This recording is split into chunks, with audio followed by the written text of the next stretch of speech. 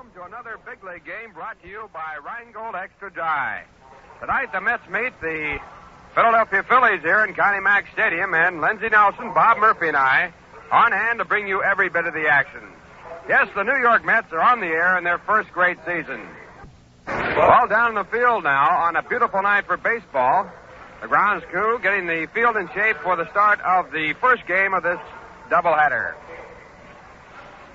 So how about checking your own supply of fine cold Rheingold? Rheingold Extra Dry.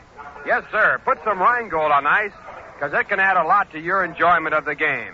Here is a beer with a clean, clear taste, brisk and bright all the way through. Rheingold is beer as beer should taste. Dry tells you why.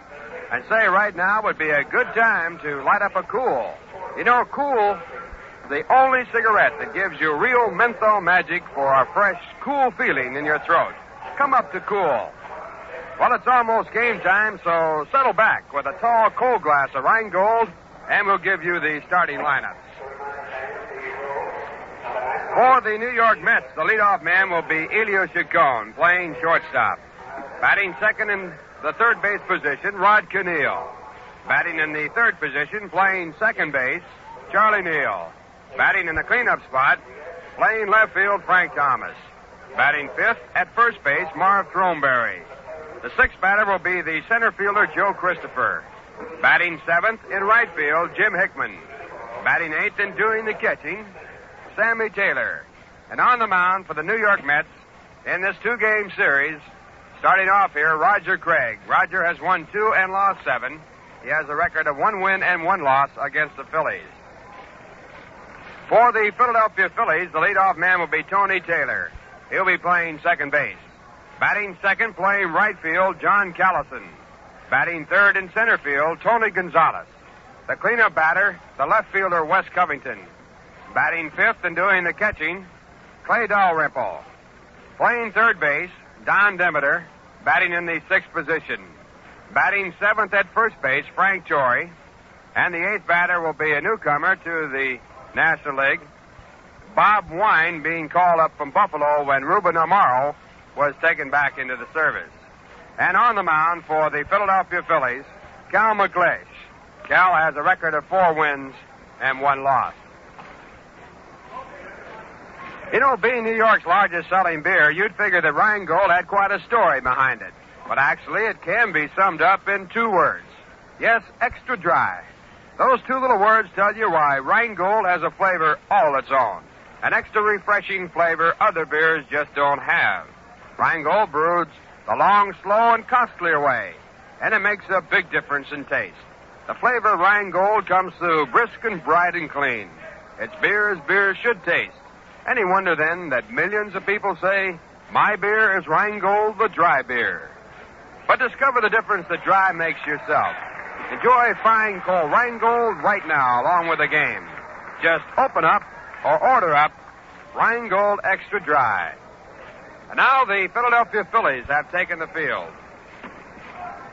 And going out to the pitcher's mound, Cal McLeish, the veteran right-hander of many seasons. Cal started out with the Brooklyn Dodgers in New York City.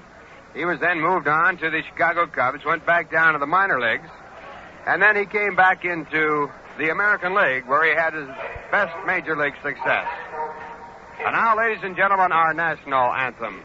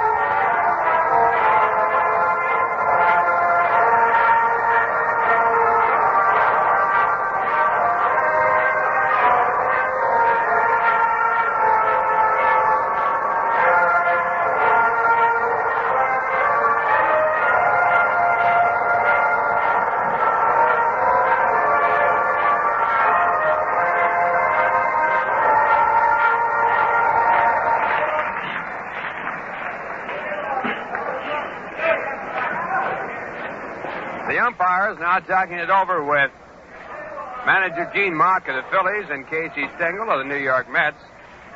Al Barlick will not be able to umpire in tonight's game. He's the fourth member of this crew, and Al is out because of an injured eye. The home plate umpire in the ball game will be Doug Harvey. Shag Crawford will be at third base. Now check that. Shag Crawford has been announced at first base, and Ed Bargo will be at third base. 3 umpires in the ball game. Al Barlick not here because of an injury.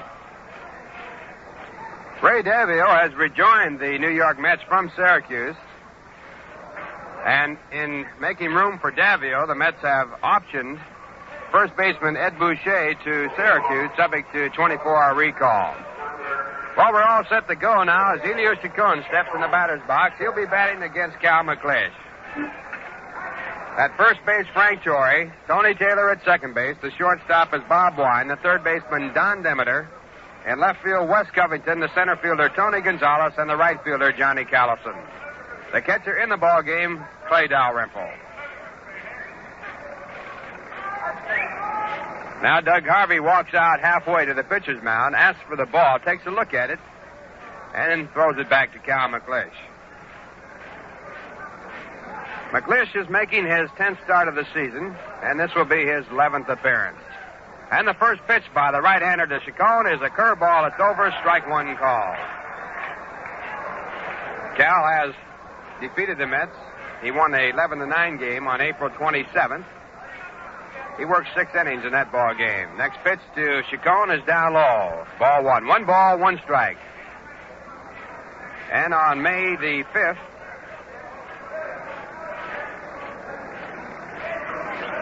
he worked 7 1/3 innings, winning 2-1 in that ball game. Chacon takes a fastball at Sue on the outside corner for strike 2. 1 ball and 2 strikes. It'll be Elio Chacon, Rod Conneal, and Charlie Neal in that order here in the top of the first inning. 1-2 pitch to Chacon is a curveball in the dirt, dug out by the catcher, Clay Dalrymple, ball 2. 2 balls and 2 strikes. Sunshine still shining brightly out in the right field, center field areas. A shadow course all through the infield, but it's early here in Philadelphia. 7 minutes after 6. First game of a twilight night doubleheader. Chacon takes just a little too high, ball 3. So now Chacon, 3 balls and 2 strikes as Cal McClish works to his first man in the top of the first. Wind blowing in slightly from center field. The full count pitch to Chacon. On the outside corner, call, strike 3. Chacon moved to first base, thought the ball was outside. Now he goes to the dugout. So McClish to his first man, a strikeout.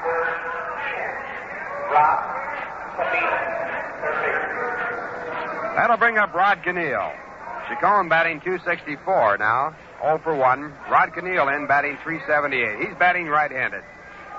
First pitch, a let-up curveball, swung on a foul tip, and it catches glove, strike 1.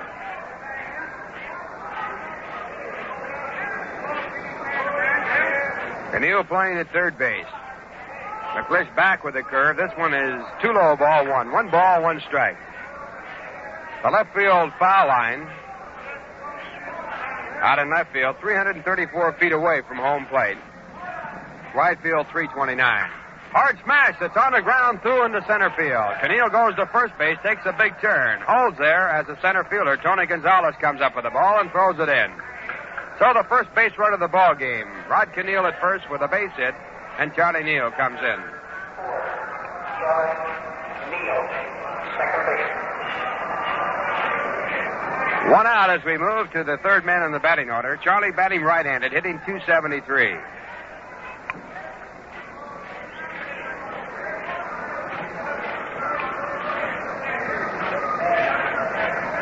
Coaching at third base, Sally Hemus. The first base coach, Cookie Lavagetto. Now McClish in the stretch position for the first time. The runner goes. The ball is hit right back to the mound. The throw to second is not in time, but the first base in time. So on the hit-and-run play, Conneal beats the throw on the attempted double play at second base. He is safe there. But the second baseman, Tony Taylor, relayed the ball to first base to Frank Torrey to get Charlie Neal. for 1 out. So now 2 men down and Frank Thomas the batter.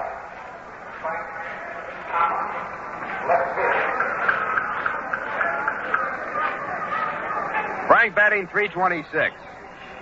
He has hit safely in 23 of his last 24 ball games.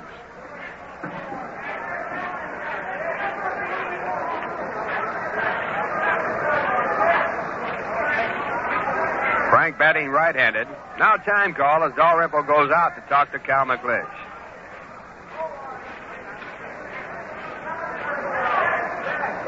Connie down at second base. 2 outs. It's the top of the first inning. No score. McLeish working to his 4th man. Now the right-hander to Thomas with his first pitch, and he misses outside for ball 1. Center field here in this ballpark, a deep one, 447 feet away.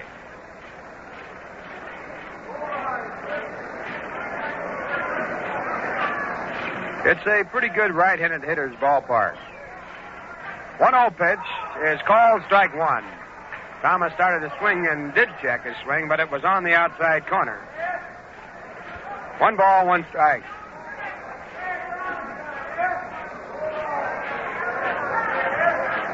Thomas leads the ball club in home runs with 13. And he is second. He is actually leading the club in runs batted in with 35. The National League batting leader prior to today's game, Bill Williams of the Cubs, hitting .351. The 1-1 pitch to Frank. A swing and a miss, strike 2.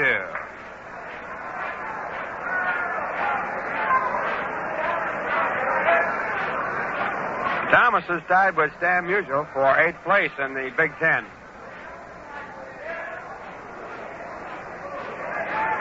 Stan won a ball game last night with a home run in extra innings for the St. Louis Cardinals. That broke a long losing streak for them. 1 ball, 2 strikes, 2 outs. Frank Thomas the batter, top of the first, and Connie at second base. Beautiful day here in Philadelphia after a long rainy afternoon and evening last night. Field in good shape. Cal McLeish into the stretch. And to Frank Thomas. A bouncy ball hit the third. Demeter moves in, takes it on the second hop, now throws across in time to retire the side. In the inning for the New York Mets, no runs on 1 hit, no errors. 1 man left in the score. After 1/2 inning of play, the Mets nothing, and the Philadelphia Phillies coming to bat. Now a message from Rheingold Extra Dry, told completely with music.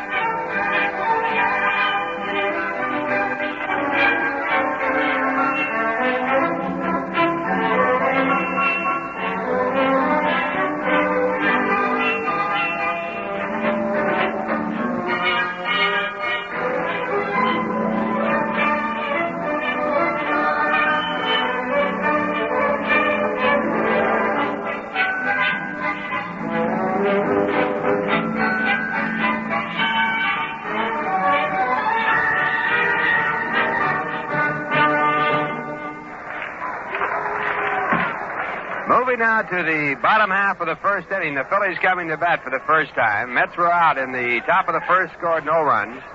And the leadoff man will be Tony Taylor. He'll be followed by John Callison and Tony Gonzalez. Tony Taylor batting .274, right-handed batter. And Roger Craig with his first pitch of the day. A bunt down towards the third baseman. Conneal up with it, throws underhanded in plenty of time to Throneberry at first base for the out. That bunt was bunted too hard. Conneal had time and plenty of it to make the play. So on the first pitch, Roger Craig picks up an out. And it brings up John Callison.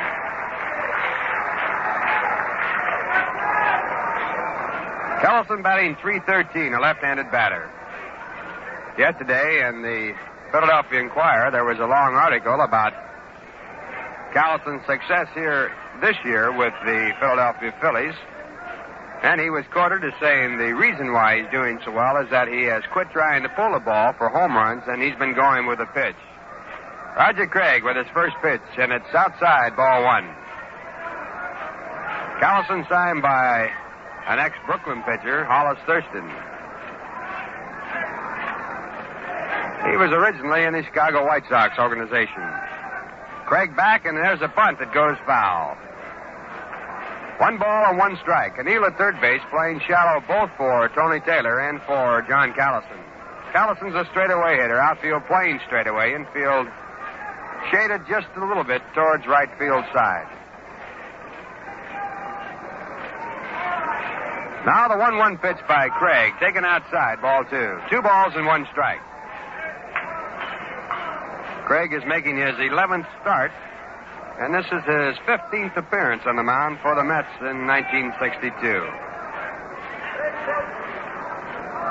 The start of a Twilight Night doubleheader, both on radio and TV. Pitch is outside, ball 3. 3 balls and 1 strike now as Craig falls behind Johnny Callison. Craig has a record against the Phillies of 1 win and 1 loss. He was the losing starter in the Philly 11-9 victory that McClish was in. 3-1 pitch, swung on and missed, strike 2. He was knocked out in the second inning of that ball game. And he won his victory in relief. Pitched 3 good innings, allowing no runs and only 1 hit. There's a line drive to left field, deep to left field. Thomas is back, plays it off of the wall. He takes it off the wall, throws into second base, but Johnny Callison is in with a stand-up double. Frank Thomas went back to the warning track, and the ball was hit so well he could go back no further. The ball had passed by him then. He turned and played it off of the wall, and that's the first hit of the ball game off Roger Craig. It's all even at 1-1, no score. 1 out on the batter now, Tony Gonzalez.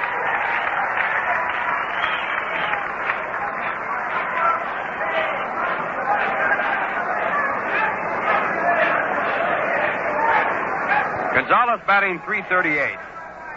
He's a left-handed batter, stands deep in the box. In the last series here in Philadelphia, Gonzalez did not play against the Mets at all. In the first one in the Polo Grounds, he hit well. Big swing and a foul straight back, strike 1 on Roger Craig's first pitch. Gonzalez is tied with Orlando Cepeda for third spot in the top 10 hitters in the National League. He's batting .338.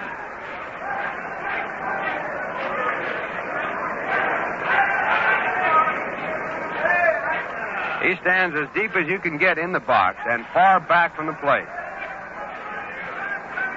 8 home runs, 27 runs batted in. Craig back with a fastball outside, ball 1. 1 ball, 1 strike. One day game, the Chicago Cubs defeated San Francisco 4-3.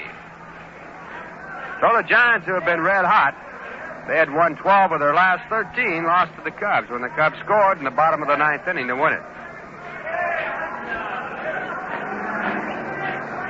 Don Larson, the losing pitcher in the ball game. Play at second base. Chacon goes over in back of Callison, but not there in time. Ellsworth was the winner. He went all the way. Cubs only got 5 hits in the ball game for their 4 runs.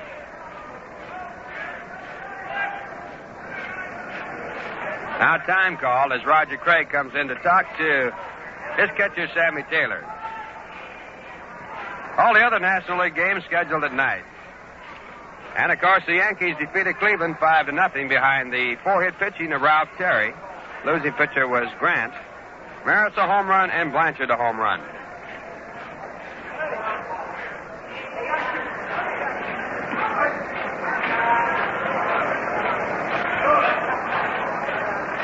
Roger Craig set on the mound. 1 out. The 1-1 pitch is down low, ball 2.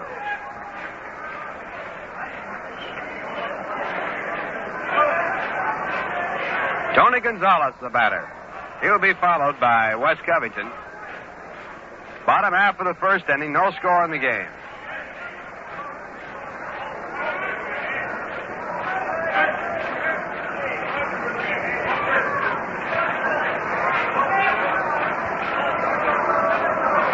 shakes off the first sign, then walks in front of the mound to take off the second, and he'll get another.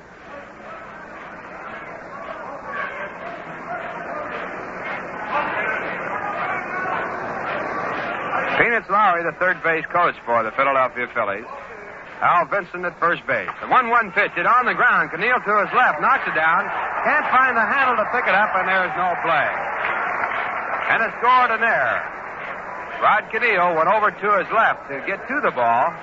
He had the ball in front of him, and he kept it in front of him as he couldn't pick it up. Reached again and still couldn't find it. And then had no play as Gonzalez had moved on down the line. So now the Phillies have runners at first and second base with one out, and the batter is Wes Covington. First error of the ball game.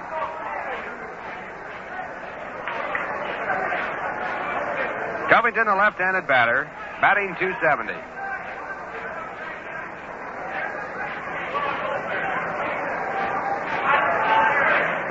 Craig's first pitch is on the outside corner, called strike one.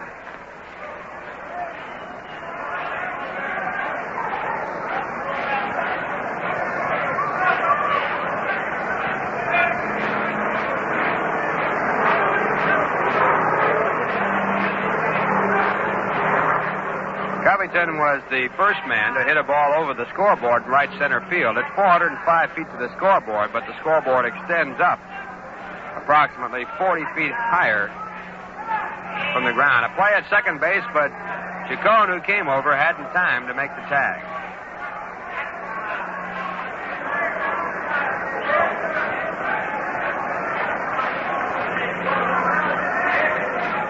Johnny Callison at second base. At first base, Tony Gonzalez, and the batter's Wes Covington with one out.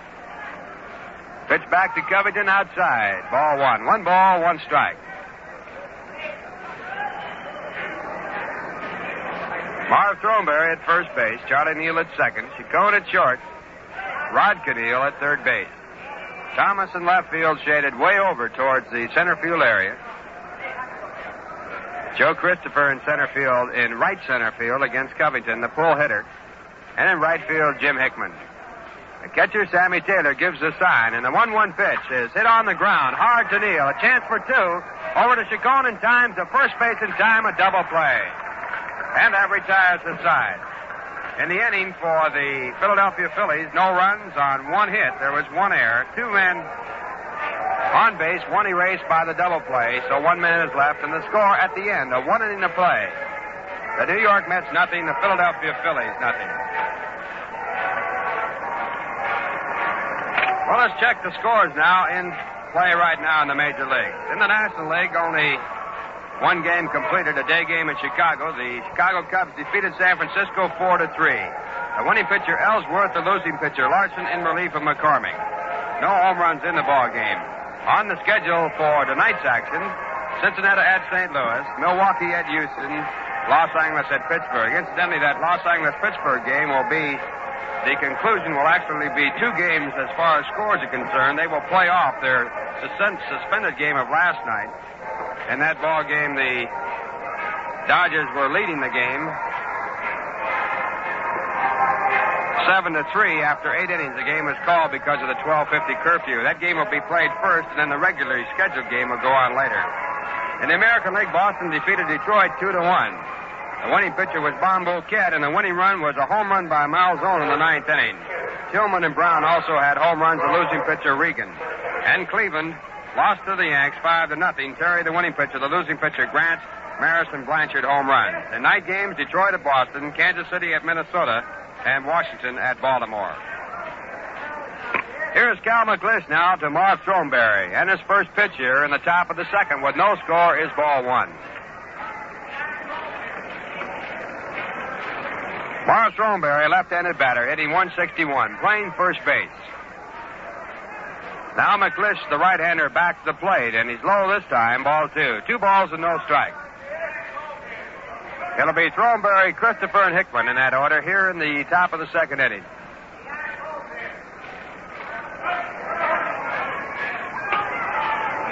Next pitch to Throneberry is inside, ball 3. So McLish, 3 balls and no strikes to his leadoff man.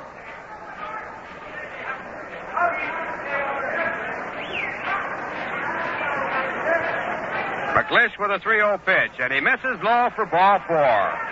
Cal, who has good control, walks his first man at the start of the second. Thornberry down at first base, and the batter now, Joe Christopher. Number 23, Joe Christopher. Christopher batting 184.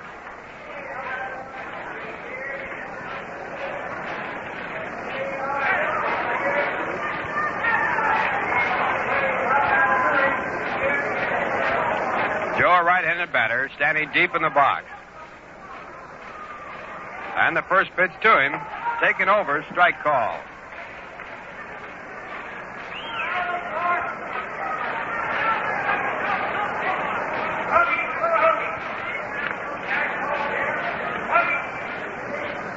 The 1-strike pitch to Joe, 2 low, ball 1. 1 ball, 1 strike.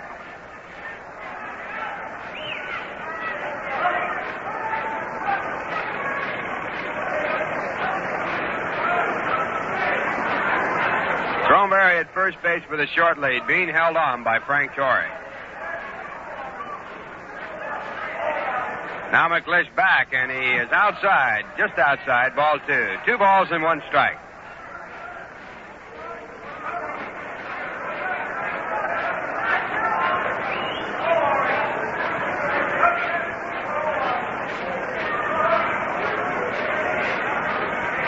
Jim Hickman, the on-deck batter. As McClish sets, looks at the runner at first, and comes to the plate.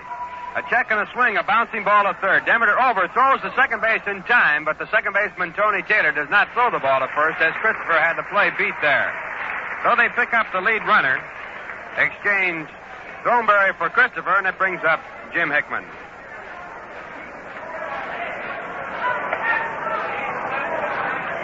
Jim batting 267. Right-handed batter, looking down for the correct sign to be given by Solly Hemus at third base. Leo DeRocher claims that Solly Hemus gives more signs than any man he's ever seen in baseball. First pitch to Jim. Jim squares around and takes it. It's low, ball 1. Jim attempting the decoy and the bunt play. Pulled in Demeter at third base. Down at third plane and back of the bag about 3 steps. Hickman has 7 home runs for the year, and he also has 7 doubles.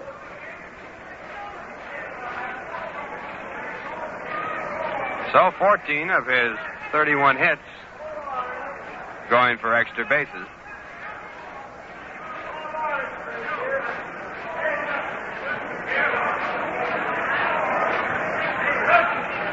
McClish looks at the catcher as he sets on the mound in his set position, then steps off of the mound. Christopher moved back to first, now leading off again as McClish goes back to the plate. And there's a pitch out, no one going. A lot of articles written here in Philadelphia about the fine catching of Oldest. This is the other catcher the Phillies have. Bob Oldest, who used to be with the Pittsburgh Pirates, and he had a good day against the Dodgers. Dodgers played here 2 nights ago. Threw out Wills a couple of times, and they were commenting about his strong arm. 2-0 pitch to Hickman. Call, strike 1. Koufax pitched in that ball game and won it.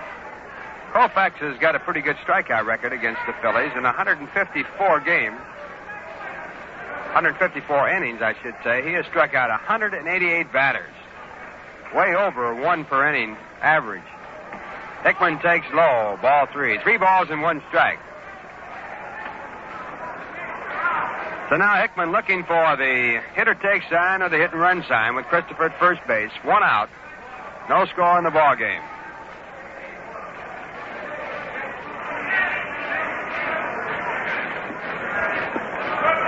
On deck batter, Sammy Taylor. Christopher with the lead. Does not go as McClish steps back off the pitching rubber. Now McClish back on. Christopher with the lead again. He does not go. The 3-1 pitch is taken over. Strike call. So now a full count on Jim Hickman. 3 balls and 2 strikes. 1 out.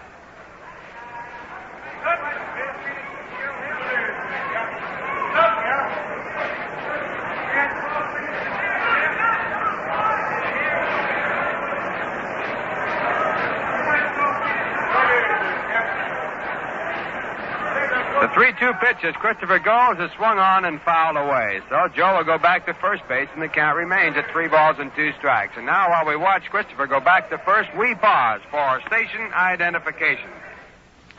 This is WGY 810 on your radio dial, Schenectady, where the time is 29 minutes before 7.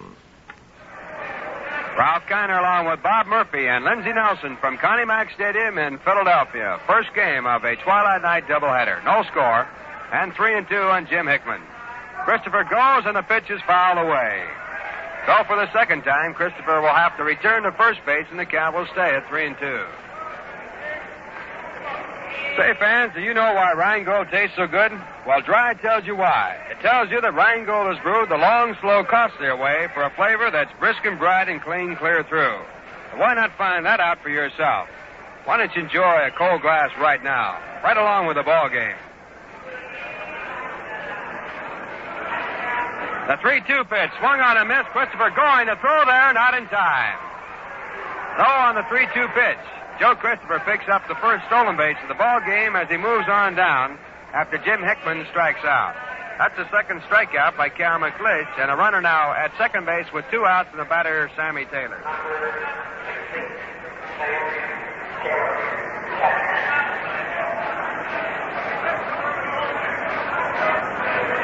Sam batting 2-8, a left-handed batter, and they're going to put him on intentionally. The next batter will be the pitcher Roger Craig, and Roger has yet to pick up a base hit in the 1962 season. Ball 1, ball 2 now.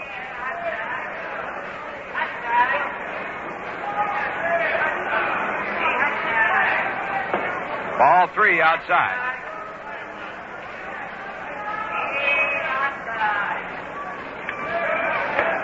There's ball 4, and Sammy Taylor moves down to first base. That's the second walk and the first intentional pass. And the batter now will be Roger Craig.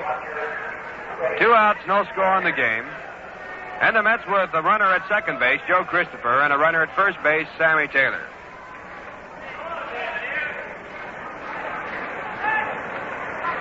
Manager Gene Mack playing the percentage to the hilt here early in the ball game in the top of the second. He'd rather take a chance on Craig than Sammy Taylor. First pitch to Roger, a right-handed batter, is a curveball on the outside corner, strike 1. Roger 0 for 14 this year.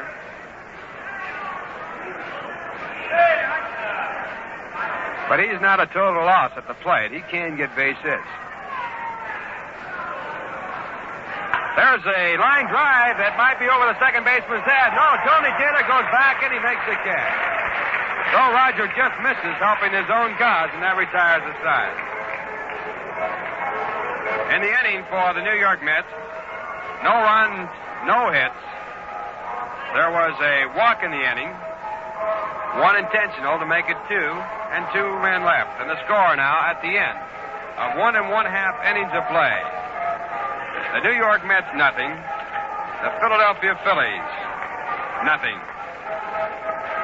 You know, every once in a while you go through the rule book to check on a special ruling.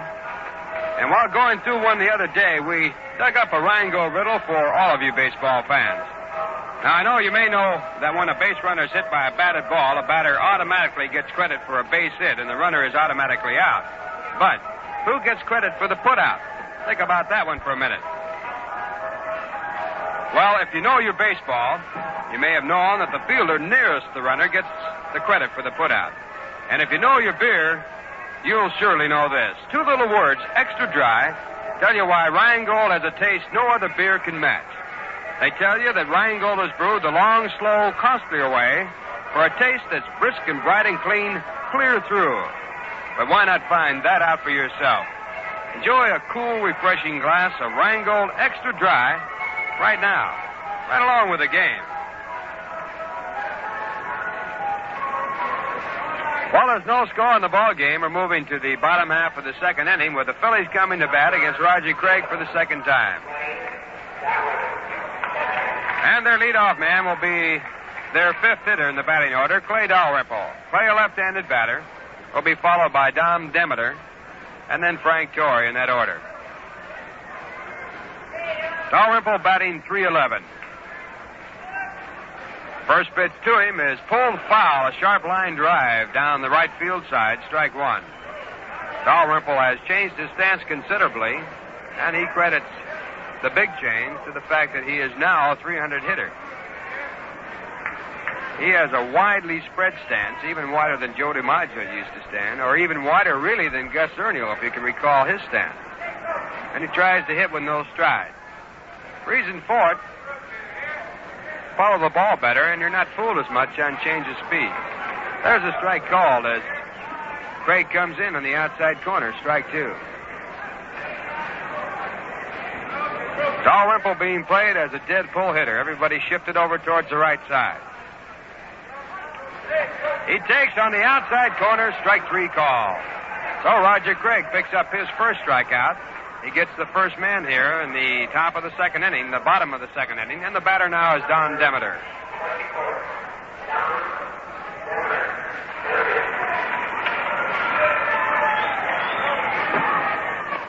Demeter, a big right-handed batter, hitting .304. He has been converted from an outfielder to third base.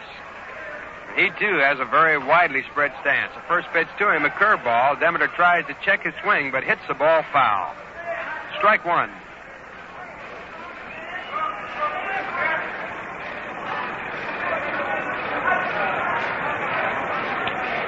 Last night's postponed game has been rescheduled as part of a twilight doubleheader on August 28th. There's a high fly ball to deep center field. Joe Christopher playing deep, moves to his left. Now Hickman comes over and makes a catch. So Hickman, moving away from the sun, takes the ball instead of Christopher for out number two.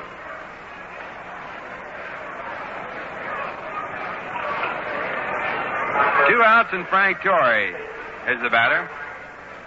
Frank, a left-handed batter, well remembered for his great play for the Milwaukee Braves. And for some strange reason, he lost his batting eye, went down to the minor leagues, and has worked his way back up here with the Philadelphia Phillies. Craig's first pitch is just outside, ball one.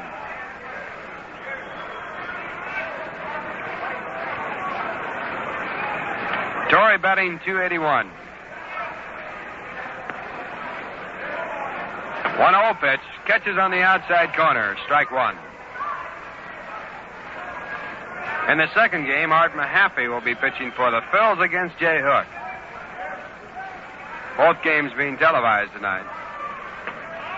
There's a slow changeup that's outside. 2 balls and 1 strike. Craig moves in front of the pitcher's rubber and said, with his hands, where was it?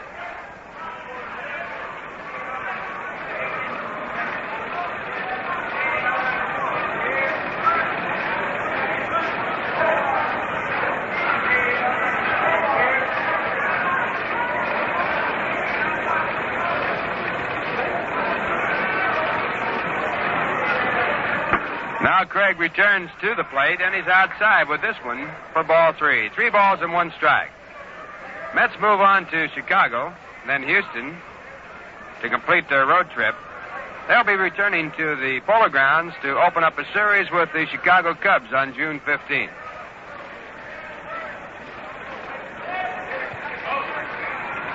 Now the 3-1 pitch by Roger Craig. And it's low for ball 4. So Roger walks his first man of the ball game. No score in the game, and the batter is Bob Wine.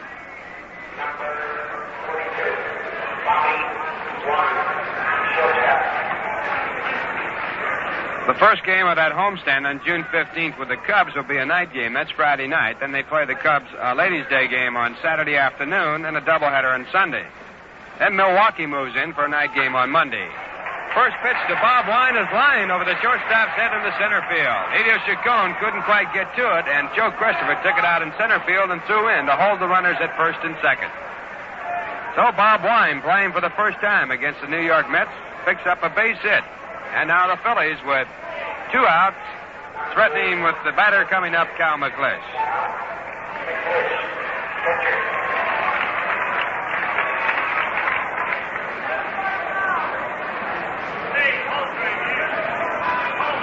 Cal, a right-handed batter. Second hit issued by Roger Craig.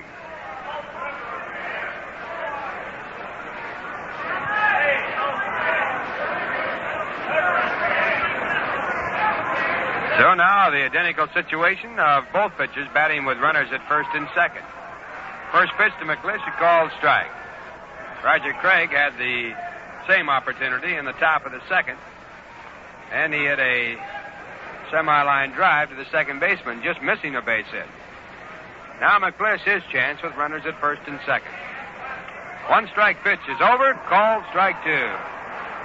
Well, Roger Craig way out in front, no balls and two strikes.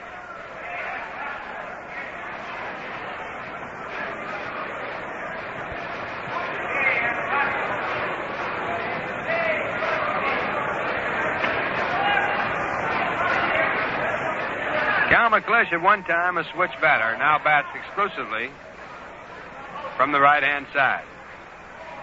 Craig with a two-strike pitch. It's way outside, ball one. Sammy Taylor going to his knees to pick that one up.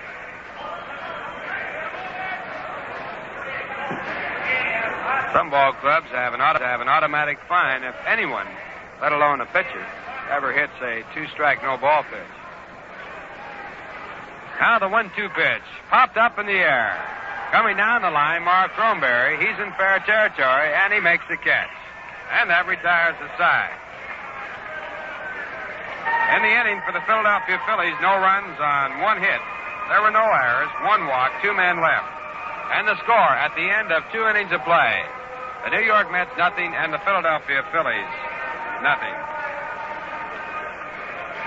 Say, fans, you know, many times in broadcasting, we broadcasters use a information book that's well available for you.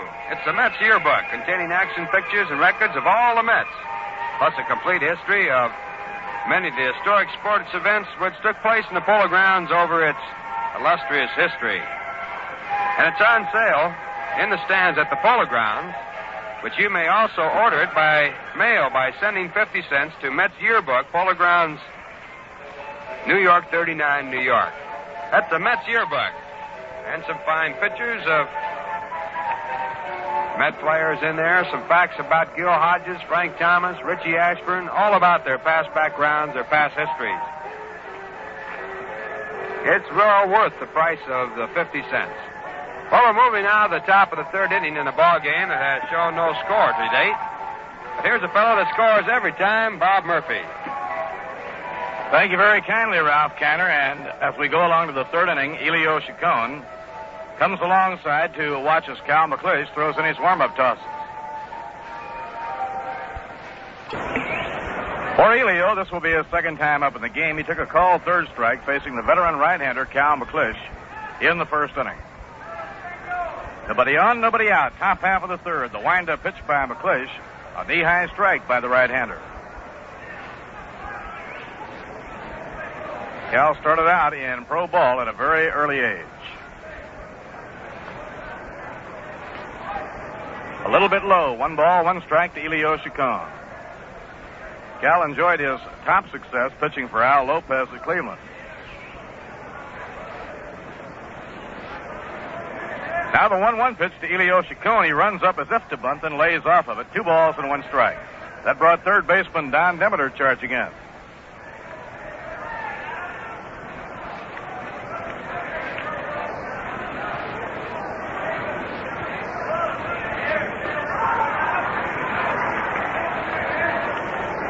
Taken for a strike, 2-2.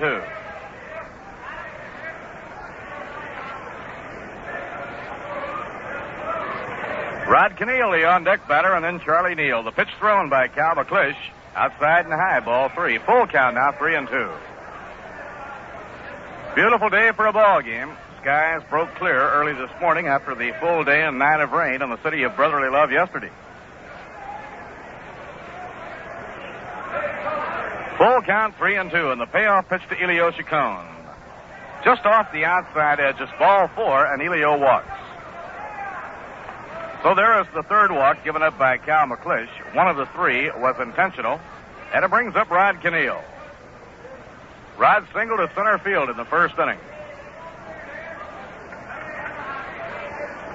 Rod has done just about everything but drive the bus down from New York so far for the New York Mets.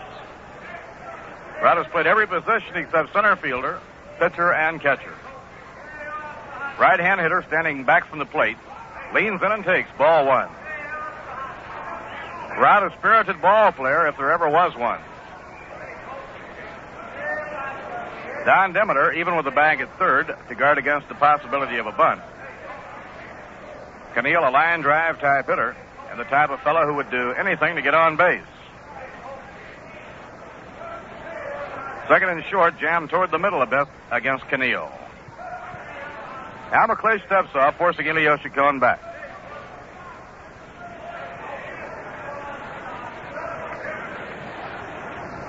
Here's the pitch on the way. He holds up, and it's in there for a call strike. 1 ball and 1 strike. Connie now has 15 for 38. He's hitting about 400.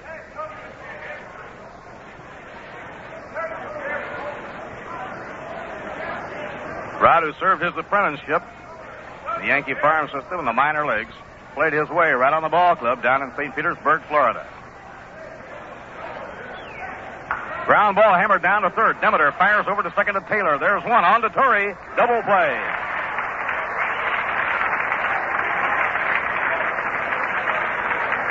A ground ball was tailor-made for two. Hit sharply. Came up on a big hop for Don Demeter. He started that ball over to second to Tony Taylor and on to Frank Torrey. So each team now has made a double play in the game. 2 outs and nobody on in the top of the third inning. Here's Charlie Neal. In the first inning, Casey Stengel put on the hit-and-run play with Rod Connie on first and Charlie Neal hitting, and the Mets stayed out of the double play. Strike called in the outside corner. Charlie hit a ground ball back to McClish. He tried to get 2. He fired to second. Too late for Connie, who was running on the play, but the throw on to first was in time to get Charlie Neal. Charlie hitting 273. Pitch by Cal McClish. Inside and low. 1 ball, 1 strike. Art Mahaffey, the ace of the staff for the Phillies, works in the second game this evening. For the New York Mets, it will be Jay Hook. A whacked foul down the right field line and toward the upper deck. This is out of play. 1 ball and 2 strikes to Charlie Neal.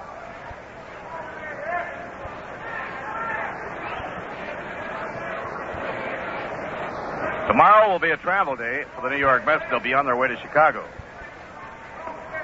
Just a little bit inside, brushing him back from the plate, 2-2. Well, a weekend in Chicago will be a busy one. A doubleheader Friday afternoon, a single game Saturday afternoon, and a doubleheader on Sunday afternoon. McClish pitching 2-2. Curve is fouled back up toward the crowd, and this will be out of play. Cal McClish, veteran right-hander from Anadarko, Oklahoma. Makes his off-season home now in Oklahoma City. He started out when he was 15 in the Dodger organization. 2-2 pitch. Ball 3. Full count, 3-2 on Charlie Neal. 2 outs, nobody on, no score. Frank Thomas in the circle, hoping that Neal can save him a turn at bat. He does. Ball 4 as it breaks outside. Well, that's 4 walks given up by Cal McClish, which is unusual for him. He rarely walks over 2 or 3 in a 9-inning ball game. He walked him on 3-2, and that brings up Frank Thomas. Frank 0 for 1, pulled the grounder down to third and was thrown out by Demeter in the first inning.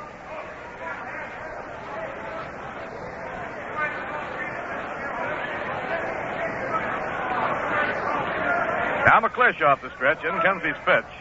Smothered in the dirt by Clay Dalrymple. 1 ball and no strikes. Dalrymple smothered that one like you try to smother a fly on a kitchen table.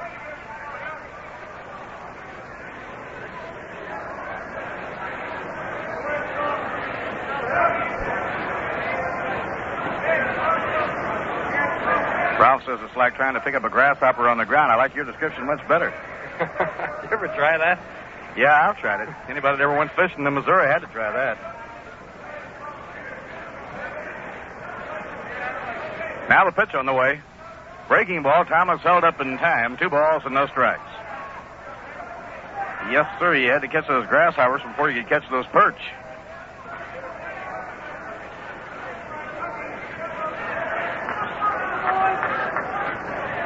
Two and 0 on Frank Thomas. No score. Top of the third. Charlie Neal on first.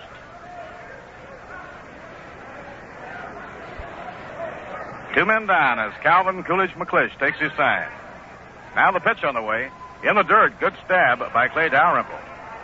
So he goes behind on Thomas 3-0. Frank checking now with Solly Hemus to see if he has the green light. Breeze rather light, blowing in favor of the left-hand hitters, cutting across the diamond from third toward first. Down the left field line for Frank Thomas is 334 feet to reach the wall. Low wall into the lower deck. The 3-0 pitch. He went after it, a swing and a miss. McClish threw him a breaking ball on 3-0. Thomas tried to get it, but couldn't do so. 3 balls and 1 strike.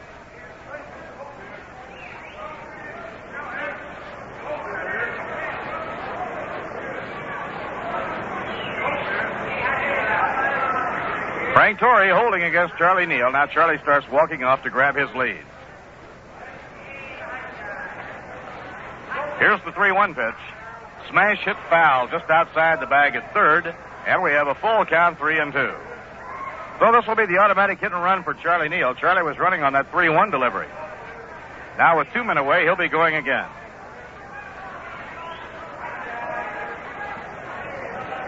Last night's game rained out. This is now an 11-game road trip for the Mets. They get back home on June 15th. Now Neal edging away. There he goes. Here's the pitch. Swing and a miss. He struck him out. Fine job by Cal McClish. He was behind on Frank Thomas 3-0 and came back to strike him out with Frank lashing out at all 3 pitches. No runs, no hits, no errors, 1 left on. And now at the end of 2.5 innings, the score, the New York Mets nothing and the Philadelphia Phillies nothing. Coming up now, a musical pitch with an interesting switch. This is Tito Rodriguez for Rheingold Extra Dry. Rheingold, el brindis perfecto para todos, familia y amigos. De sabor sin igual, la cerveza ideal. Tome Rheingold bien fría y vera. In Spanish, it's Magnifica. In English, it's great. In any language, it's Rheingold Extra Dry. Rheingold is brewed longer and slower for flavor that's clean, clear through. It's beer as beer should taste. Dry tells you why. My beer is Rheingold, that dry beer. Think of Rheingold whenever you buy beer. It's not bitter, not sweet. It's the dry flavor treat. Won't you try extra dry Rheingold beer?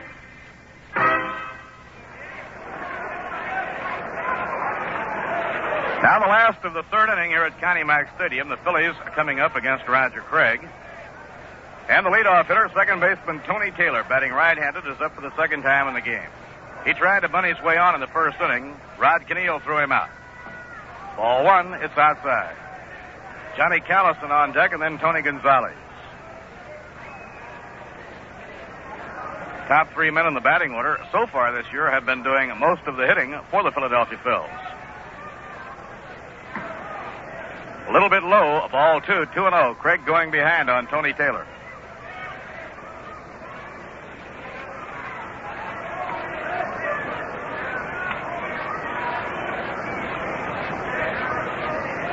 Now the 2-0 pitch by Craig. He holds up and it breaks over, a called strike. Taylor hitting at 274.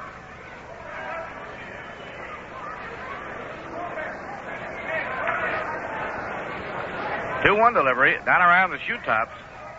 So it goes 3-1 on Tony Taylor, and now he checks with Peanuts Lowry, the third base coach. The Silver Fox, Al Vinson, is on the coaching lines at first. Mets have the infield and the outfield straight away against Tony Taylor. Craig now with a 3-1 delivery. Zipped right in there for a call strike, 3-2.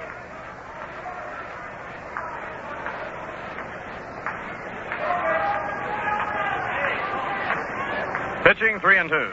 Foul ball off the fist, back into the crowd upstairs and out of play. So it remains at 3-2. These two teams have played 7 games this year. The Phillies have won 4. The New York Mets have won 3. Last time the Mets were here, they won a real 12-inning thriller when Gil Hodges singled in the 12th, driving 2 runs in. Now the 3-2 pitch. Outside, it's ball 4, and Taylor leads off the last of the 3rd inning with a walk. So Roger Craig now gives up his 2nd walk. These two pitchers, both veterans, McClish and Craig, rarely walk many men in a game. McClish has walked 4, and Craig has walked 2, which is unusual. Now the hitter is Johnny Callison. He's wielding a hot bat. Callison has hit in 9 straight games. He doubled over Thomas's head his first time up today. Ball 1 is low. Callison only 23 years old. He's batting at .313. The Phillies were so high on young Johnny Callison at the time they made the deal to get him that they gave up Gene Freese to get him. He is really starting to live up to that potential. Now throw to first, not in time. Taylor scrambling to get back.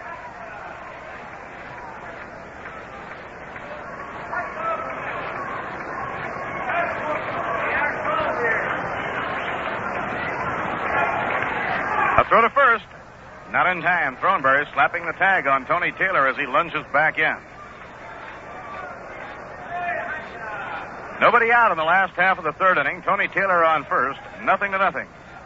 Callison the batter facing Roger Craig. Here's the pitch. Swing and a foul tip. No play in the count. 1 ball, 1 strike.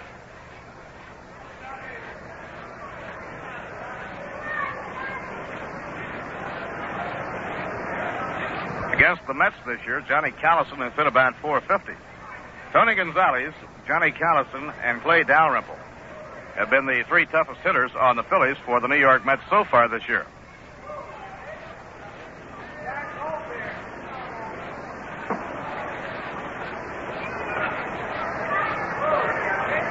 Tommy Taylor caught a foul tip on his throwing hand, and so he asked umpire Doug Harvey to let him throw a couple to be sure he was handling that ball all right.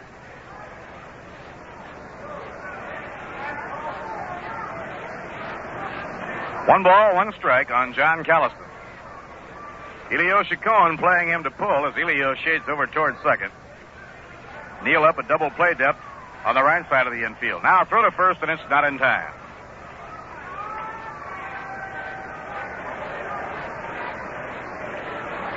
Thrown to first, not in time.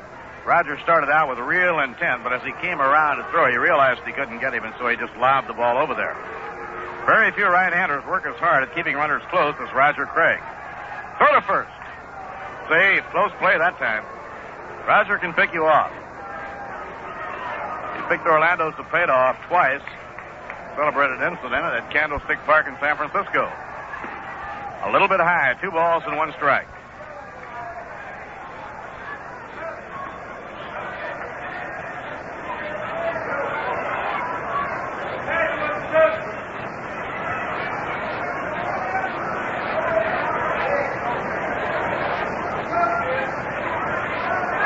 Roger checks the runner and throws to first.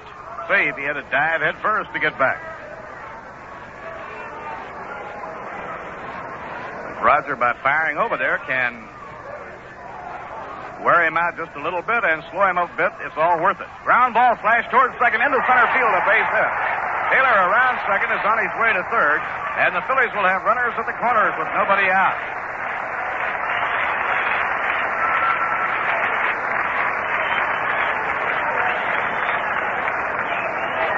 So, right fielder Johnny Callison has 2 for 2.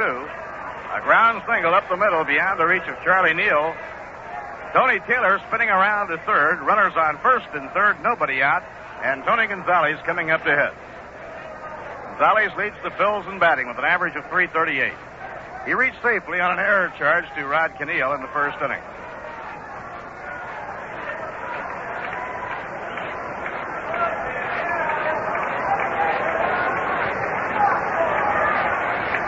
Now the Phillies have the best scoring threat of the game. Runners on first and third, nobody out. The game in the third inning, the Mets have the infield back looking for 2 to break up the threat of a big inning. The outfield deep. In comes the pitch by Craig. A smash hit hard, backhanded, knocked down by Neal. Thrown to Chacon for a force play. That's all they can get. Tony Taylor comes in to score.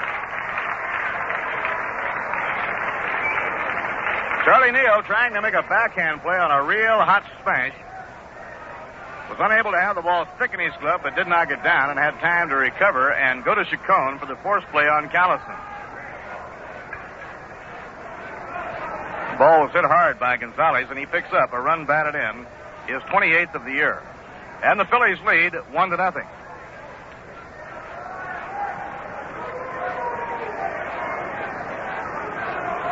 The hitter is Wes Covington. Covington slashed into a double play started by Neal in the first inning.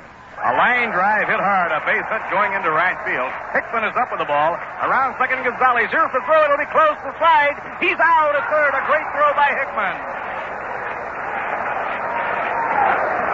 Beautiful throw by Jim Hickman, the right fielder. And Tony Gonzalez was out, and they had him with something to spare. Gonzalez trying to go from first to third on the base hit to right field that was ripped by Covington. And a perfect, almost perfect throw by Jim Hickman. Just a little bit wide on the left field line side of the bag. But the throw had so much on it and covered ground in such a hurry, the third baseman Rod Conneal had time to go a little bit off to his left, grab it, come back to the bag, and have the tag waiting on Tony Gonzalez. Jim Hickman has a wonderful throwing arm. Now there are two away, Covington on first, and the hitter is Clay Dalrymple. Dalrymple batting at .311. He took a call third strike, his first time up in the second inning. Pitch by Craig, a line drive down the right field line, and it's a fair ball. It hit right on the line. It's rolling down toward the bullpen. Covington on his way to third. He turns third. He's held up there as Dalrymple goes into second with a double. Clay Dalrymple hit a line drive over Thornberry's head, and the ball hit right smack dab on the line. Then scooted over into foul territory and down toward the bullpen. The ball was actually slowed up going in the direction of the bullpen when in foul territory. It hit the bullpen mound, the rise, and that kind of bounced into the air and slowed it up. So suddenly the Phillies side in on Roger Craig, and they had hit the ball hard here in the last half of the third inning. Now they have runners on second and third, two down, and the batter is Don Demeter. The left-hand hitters, Johnny Callison, Tony Gonzalez, Wes Covington, and Clay Dalrymple, all dealing Craig trouble as they hit the ball hard.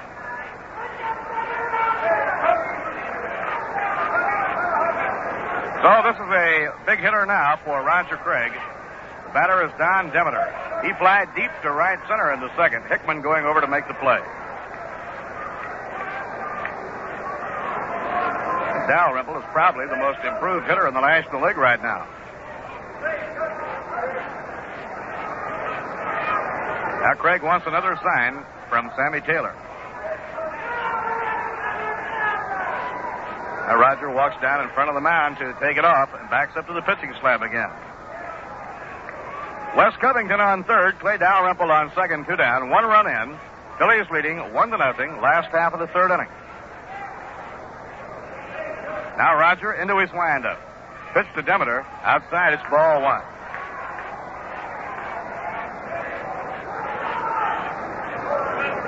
There's four left-hand hitters right in a row in that Philly batting order. 2, 3, 4, and 5. All stinging the ball against Roger Craig. Now Demeter, a right-hand batter, is up.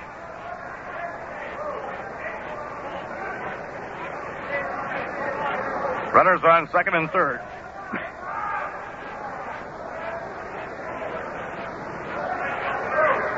Pitch to Demeter. He starts to go and then holds up ball 2, 2-0.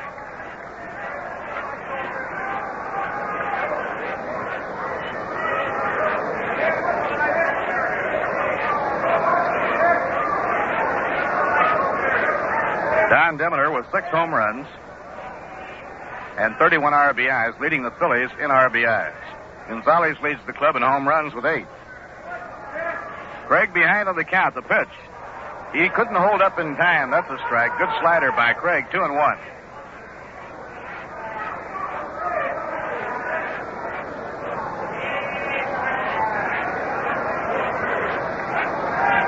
Phillies 1 run on 5 hits and no errors. The New York Mets, no runs, 1 hit and 1 error. Right now, Craig trying to pitch out of trouble with Covington on third, Dalrymple on second, 2 men down. Ground smash down to third. Rod Conneal is up. The long throw to Throneberry in time, and the side is out. Fine fielding in the inning, particularly on the truly great throw by Jim Hickman from right field to cut down Tony Gonzalez. For the Phillies in the third, they get the opening run of the game on 3 hits. No errors, 2 left on. And now 3 innings complete, and the score, the Phillies 1, and the New York Mets, nothing. Well, tomorrow will be a travel day for the Mets. They'll be making their way out to Chicago, where they have 5 games in 3 days over the weekend. Friday doubleheader starting at 2 o'clock New York time. Saturday single game and Sunday doubleheader. And, of course, the pitchers of the New York Mets will be contending with Billy Williams. Billy, who was the Rookie of the Year in the National League last year, is trying to be the Player of the Year this year. Right now leading the National League in batting. Billy Williams, George Altman, Ernie Banks, Ron Santo. Cub problems have stemmed more from pitching than from hitting. And the Cub bats will be coming into the Polo Grounds on the 15th of June to open the next homestand for the New York Mets. On the next homestand, starting on Friday night the 15th, the Cubs will be in, followed by the Milwaukee Braves and the Houston Colts, 45. While the Mets are away on this road trip, playing 11 games before returning on June 15th, tickets will be on sale at the advanced sale window on the 8th Avenue side of the Polo Grounds, as well as the ticket outlets located at Grand Central Station, the 42nd and Vanderbilt ramp, the Long Island waiting room of the Penn Station.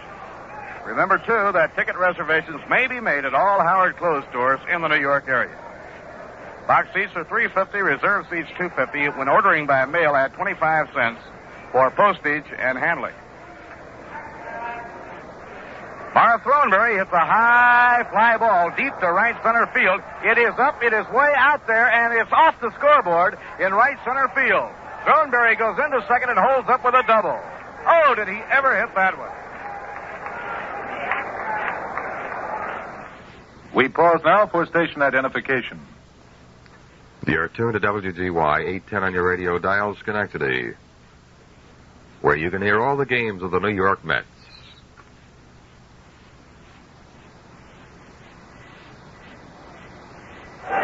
Enough power to line up a city block. The ball landing fairly high up on the scoreboard, deep in right center field, about 400 feet from home. A double from Harv Throneberry.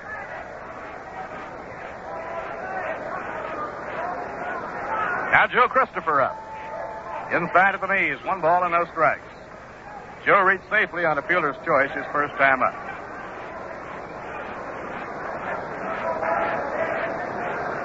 Now the Mets have the tying run on second, nobody out here in the top of the 4th inning. Pitch by McClish. Ball 2 at the knees, 2 balls and no strikes.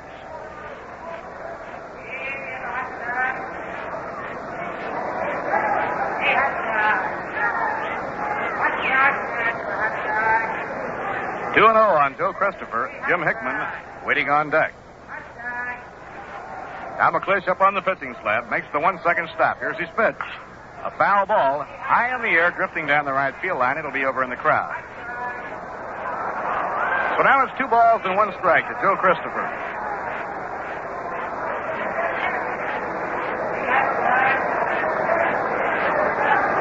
Joe has good running speed. Right-hand batter. Slightly closed stance. Right down on the knob of that bat. In comes the pitch. He strides and takes, and it breaks on the outside corner, 2-2. Christopher turns to ask Doug Harvey the location of it.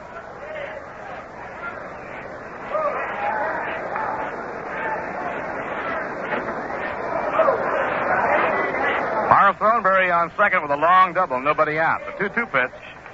Just got a piece of that one, a breaking ball that's fouled into the dirt.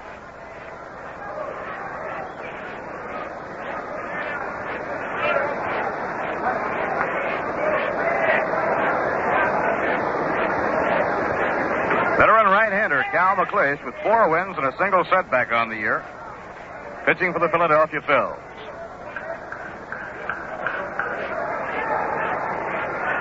Now Now he pitches 2-2. Fouled again, out of play. This is back up toward the top of Connie Mack Stadium, and the count stays at 2-2.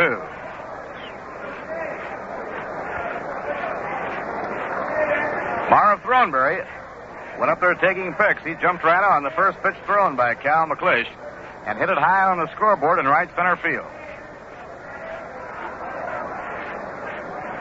Next pitch. Ball 3 outside and low, and now the string is out. 3-2 on Joe Christopher.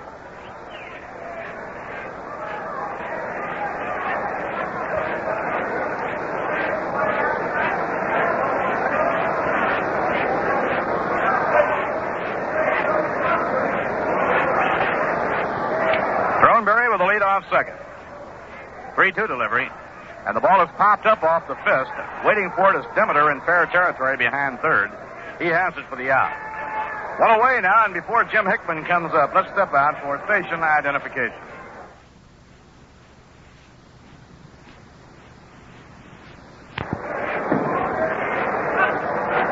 Now Jim Hickman batting against Cal McClish in the top of the fourth inning. The Phillies leading 1-0. Marv Throneberry on second. Taken out of the dirt by Clay Dalrymple as Cal McClish continues to throw those low breaking pitches down around the knees.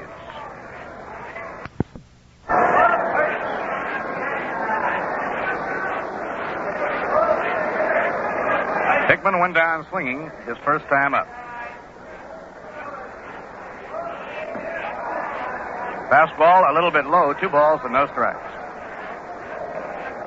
He made a wonderful throw from right field to cut down the speedy Tony Gonzalez trying to go from first to third on a single to right by Wes Covington.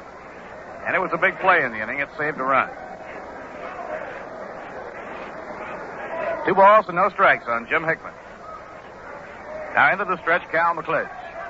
And the pitch on the way. Ball 3 outside, 3-0.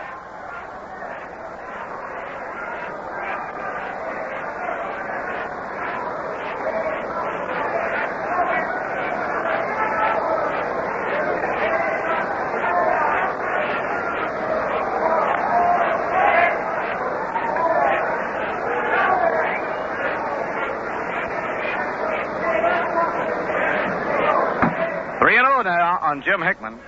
Marv Throneberry on second, 1 man down. That's trying to get the tying run home here in the top of the fourth inning.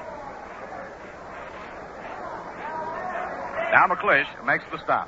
And the 3-0 pitch. Ball 4, and he walks Hickman on 4 pitches. So now Cal McClish has given up 5 walks in 3 1/3, and brings up Sammy Taylor. Sammy drew an intentional walk in the second inning. Joe Christopher was on second with 2 down, and so they put Sammy Taylor on the open base and pitched to Roger Craig. The strategy almost backfired when Roger hit a soft liner toward right center that Taylor went back to get. A ground ball hit down to first base, handled by Torrey, on to second for 1, throw back to first, double play. Brace handling the throw, coming back. So the Phillies turn one of baseball's picturesque double plays, started by Frank Torrey deep behind the bag at first, to the shortstop Bobby Wine, who made a strong throw back to first, to Cal McClish, who was there covering. Phillies now have their second double play in 4 innings. No runs, 1 hit, no errors, 1 left on. At the end of 3.5 innings, the score, the Phillies 1, and the New York Mets nothing. You know, popularity, like Rheingold has, doesn't just happen. It's a result of millions of people agreeing that Rheingold has what they want in beer. A refreshing difference they can recognize right off. And 2 little words tell you what the difference is. The 2 words, extra dry. Yes, sir, extra dry tells you Rheingold is beer as beer should taste. Brisk and bright and clean clear through. That's Rheingold beer for you. And it is the beer for you. Rheingold is a better beer because it's the dry beer. You know, it's a wonderful beer for these wonderful days we all like to enjoy. Even the flavor has a sparkle to it. You'll find that out with your very first glass of Rheingold Extra Dry. Why not do it right now? Join the millions who say, my beer is Rheingold the dry beer. Yes, sir, think of Rheingold whenever you buy beer. Buy some today, tonight, or tomorrow, or the first chance you get. Discover the difference that dry makes. Ask for Rheingold Extra Dry Beer. Now Frank Torrey leads off the home fourth inning for the Phillies and ignores the first pitch thrown, ball one. Torrey drew a walk, his only other time up.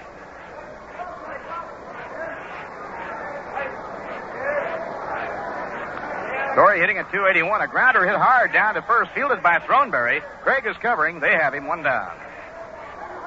Throneberry had to handle that one deep behind the bag and not far from the line. One away and nobody on now, and Bobby Wine will be coming up to hit. The Phillies are hoping to get Ruben Amaro back on the 18th of July. That is the date he is scheduled to be discharged from the Army. The Phillies were playing over 500 ball at the time Ruben Amaro had to go back in the Army on the 7th of May. He had been out playing on furlough. And since that time, they have gone into somewhat of a tailspin. Inside and high, ball one.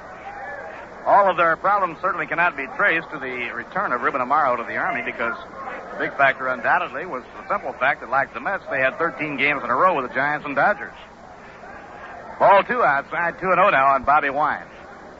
But Gene Mack was saying even before Amaro left that his absence would be keenly felt, and they insist that it has. Although Bobby Wine, particularly of the last 5 days, has been playing very well. He's a slick fielder. Breaking ball over, a call strike, 2-1. Wine so far has been hitting more with the Phillies than he was hitting at Buffalo in the International League. Fastball just off the inside corner, and Craig goes behind on Bobby Wine, 3-1. When it comes to fielding, without a doubt, Bobby Wine is a major league shortstop. Now the 3-1 pitch, and it's a pop foul behind the plate. Sammy Taylor hoping for a play. He has room. He's under it, and he takes it. So it's 2 up and 2 set aside by Roger Craig, and the batter will be Cal McClish. Last half of the fourth inning, the Phillies in front, 1-0. Now Cal getting a hand as he comes out to hit.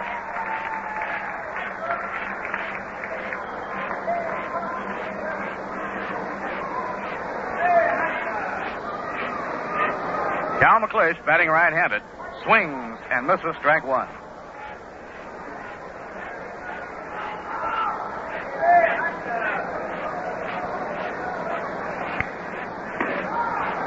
That's over for a call strike.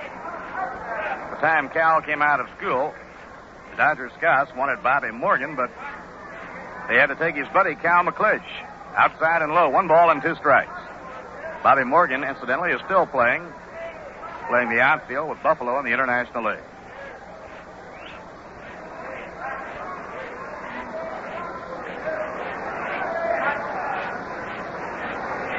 One and 2, the count on Cal McClish.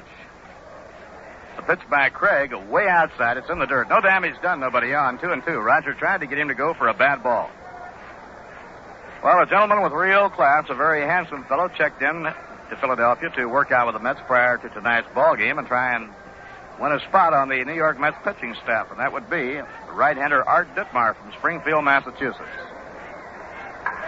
A high pop fly to short center field. Coming in hard is Christopher. Coming out is Chacon, and it's Elio who makes the catch for the out. Ball carried out to shallow center field, and Elio had to make a long run to get there. No runs, no hits, no errors, none left on.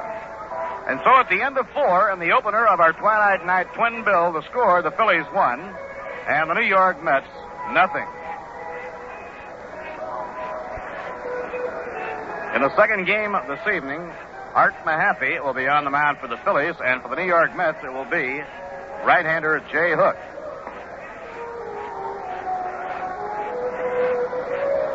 One of the real pleasant features on the next homestand for the New York Mets, of course, will be Camera Day, which will be for the Saturday game with the Cubs on the 16th of June, so make sure your camera is in good condition.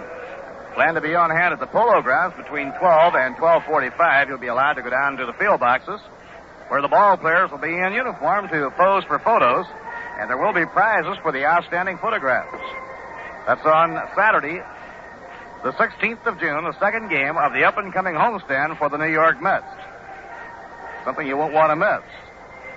On the next homestand, the Cubs, Braves, and Colt 45s will be coming in. In the 5th inning here, it'll be Roger Craig leading off against Cal McClish.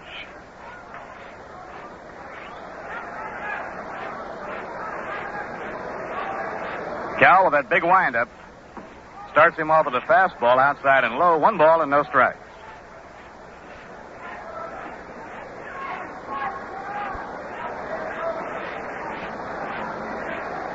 Nobody on, nobody out. Top of the 5th inning. Phillies in front, 1-0. Swing and a miss on a high hard one. Roger really unbuttoned his shirt to take a riffle at that one. 1 ball and 1 strike.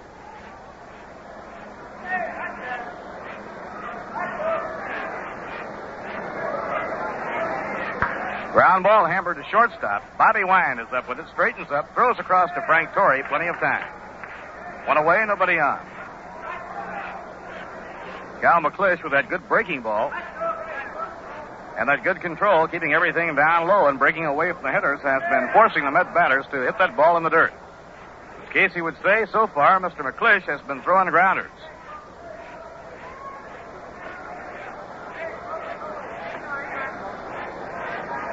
So far, the outfield has not recorded a single putout.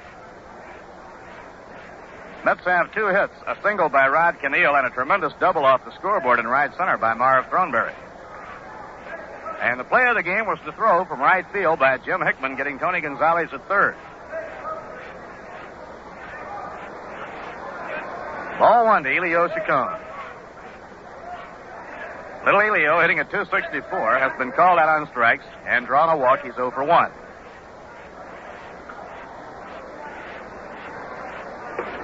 Fastball over, a strike. 1 ball and 1 strike.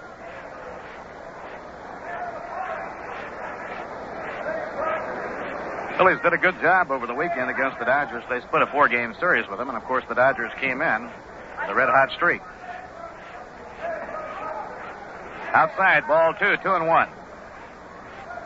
They got a great pitching performance from their 22-year-old rookie left-hander, Dennis Bennett, who shut out the Dodgers on 4 scattered hits.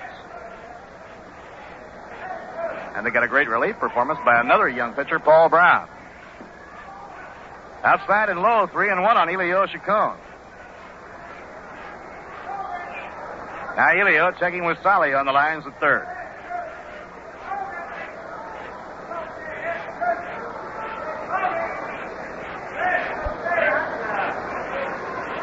Top half of the 5th inning. Phil's 1 and the Mets nothing. 3-1 pitch by McClish. Foul ball on the ground, right straight back, and it's full now at 3-2.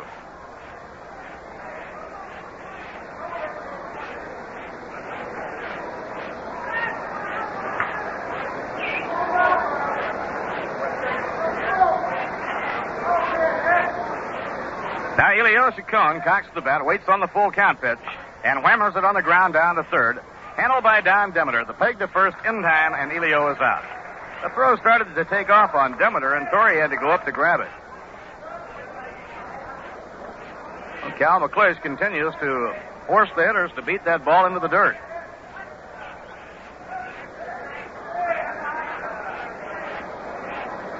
Now Rod Conneal is up. Rod up for the 3rd time, has 1 for 2. He has one of the 2 hits off Cal McClish. Line smash, hit hard, a base hit going into left center field. Beyond the reach of Bobby Wine. Conneal a long turn around first. Now he holds up. Conneal a real hustler. Anytime he gets a base hit, he really goes ripping around first base with his eye on the outfielder, and if he juggles for just a moment, Rod really turns it on and goes for that extra base. So that gives Rod Conneal 2 for 3 and brings up Charlie Neal.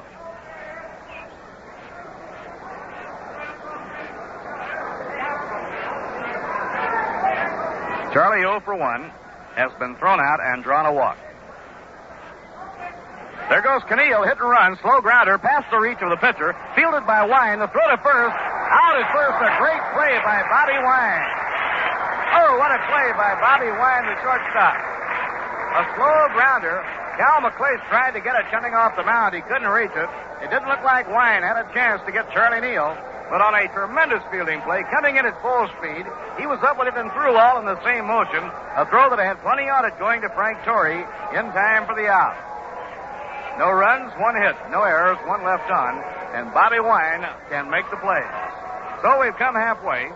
At the end of 4.5 innings, the score, the Phillies 1, and the New York Mets nothing. Well, you know, the New York area has just about everything. It's the most wonderful place in the world. You name it, New York has got it. Parks, beaches, baseball, football, golf, lakes, and amusements. People in New York have a lot to choose from, and you know that goes for beers, too. There are quite a few brands of beer on the market, and I think it's really something that of all the brands of beer available, New Yorkers have made Rheingold Extra Dry their favorite. That's quite a tribute to the quality of Rheingold. Rheingold is brewed of the choicest ingredients, brewed the long, slow, costly way, the extra dry way. And Extra Dry tells you why Rheingold is so wonderful, so much more refreshing. It's beer as beer should taste. Brisk and bright and clean clear through. Why not enjoy the extra refreshment of Rheingold Extra Dry beer along with the game?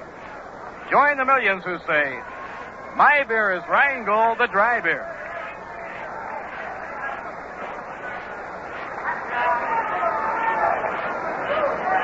Tony Taylor up now in the last half of the fifth inning, and the pitch taken, ball one. Callison on deck, and then Gonzalez. Tall Roger winds and pitches. Breaking ball inside, it's ball two. These two veterans, Cal McClish and Roger Craig, tearing a page out of the book of some 20 years ago. They don't waste a moment out there. They get the ball back from the catcher, and they're ready to work. They require very few warm-ups on that mound to be ready to go to work. Now the 2-0 pitch. Inside, ball three. Craig behind, 3-0 on Tony Taylor. Tony Taylor hitting at 274, tried to bunt for a hit. Canillo threw him out in the first. Walked and later scored the game's only run in the third inning. Roger Craig winds and pitches. Too high, it's ball four, and Taylor walks for the second time. Third walk given up by Roger Craig, and the second time, but he has walked Taylor as the leadoff batter, which always really puts the pressure on a pitcher. He did so in the third inning, and Callison promptly got a base hit. Taylor racing around to third, and then Taylor crossed the plate as Tony Gonzalez hit a ground ball that saw the runner going to second, Johnny Callison, fourth. So Tony Taylor on first, nobody out, and Johnny Callison up. Callison 2 for 2. He sits safely in 9 straight games. He's red hot. Swing and a miss, strike one. Callison hitting at 317. Johnny Callison, left-hand hitter. He has the ability. He can run. Now throw to first, not in time. He had a good start with the Phillies last year, then tailed off some the second half of the year, but he feels he's going to go all the way this year. Throw to first, not with real intent, and Tony Taylor has plenty of time to get back.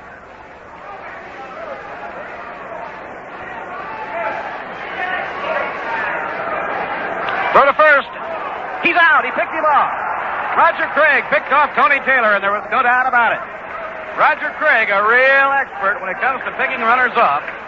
After throwing that ball leisurely over there a couple of times, following a routine, suddenly just spun and whipped that ball over there, and Marv Throneberry had the tag on him. One away and nobody on.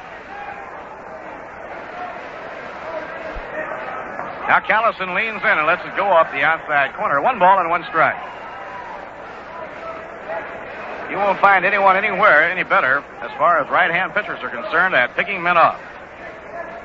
A drive in the air to center field. Ambling back Joe Christopher. He's under it. In a stride now, and he puts it away for the out. So it's 2 set aside now in the home fifth inning, and the batter will be Tony Gonzalez. Gonzalez reached on an error in the first and on a fielder's choice in the third, so he's hitless and 2 times up.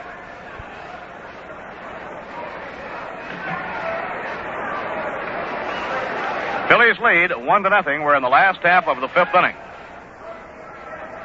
Now Roger Craig points out towards center field. He wants Joe Christopher to play more straight away against Tony Gonzalez. Joe had pulled over a bit toward right center. Call strike on the outside corner, so he wants to pitch him outside, figuring he might hit the other way, and he had Christopher straighten up in straightaway center. Fine pitching duel unfolding. This one is inside, brushing him back from the plate. 1 ball and 1 strike. Tony Gonzalez leads the Phils in hitting. He checked into the game, hitting at 338. His ground ball knocked in the game's only run, scoring Tony Taylor back in the third inning. Tony Gonzalez just as deep in the box as you can get and as far from the plate as you can get. And the pitch is a strike on the outside corner. 1 ball and 2 strikes.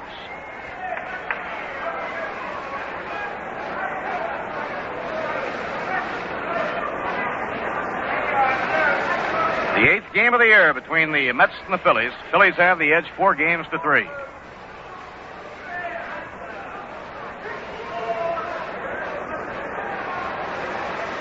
Now Craig cranks up. In comes his pitch. Just got a piece of it, a foul ball back. And the count remains at 1 ball, 2 strikes. Lights are on now. The stadium shadows have completely covered the infield and the outfield. Still a lot of daylight remaining and a brilliant blue sky. Breeze blowing toward the right field wall. Not too strong. A drive in the air to right center. It's well hit. Running fast is Christopher. Back to the warning pad. He's got it. Then bangs up against the scoreboard in right center and holds on to it. Beautiful play by Joe Christopher. That ball was really hit by Tony Gonzalez. Just as Christopher reached up and grabbed it, the impact carried him right into the scoreboard. Side out in the 5th inning with no runs, no hits, no errors, none left on. So it's 5 innings complete here at Connie Mack Stadium, and the Lions score for the Phillies 1 run on 5 hits and no errors. For the New York Mets, no runs, 3 hits, and 1 error. In day games this afternoon, the Chicago Cubs, with Dick Ellsworth going the route, snapped the winning streak of the San Francisco Giants 4-3. Larson was the loser. In day games in the American League, Ralph Terry pitched a brilliant 4-hit shutout as the New York Yankees put down Cleveland 5-0. And a 9th inning home run by Frank Malzone enabled Bill Monbouquet and the Boston Red Sox to defeat Detroit by a score of 2-1. Those were the scores in the day games.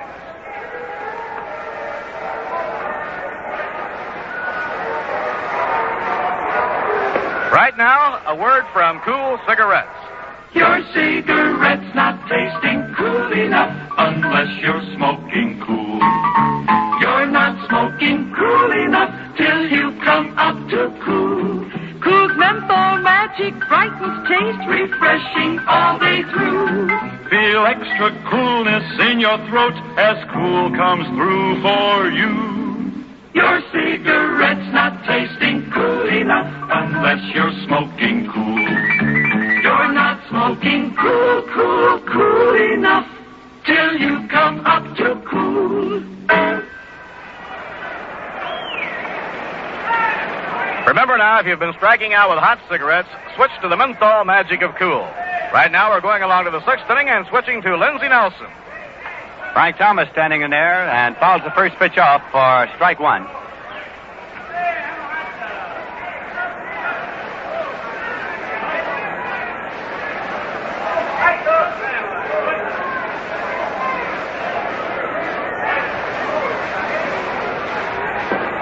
Thomas watches outside for ball 1. Here in the top half of the 6th inning, the Mets cleanup batter at the plate.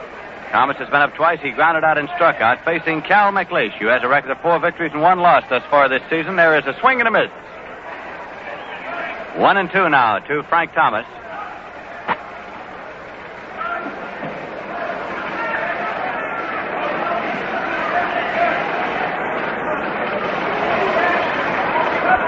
Both starting pitchers still in the ball game. You're at Connie Mack Stadium in Philadelphia. That pitch is low and away for a ball. It's 2-2.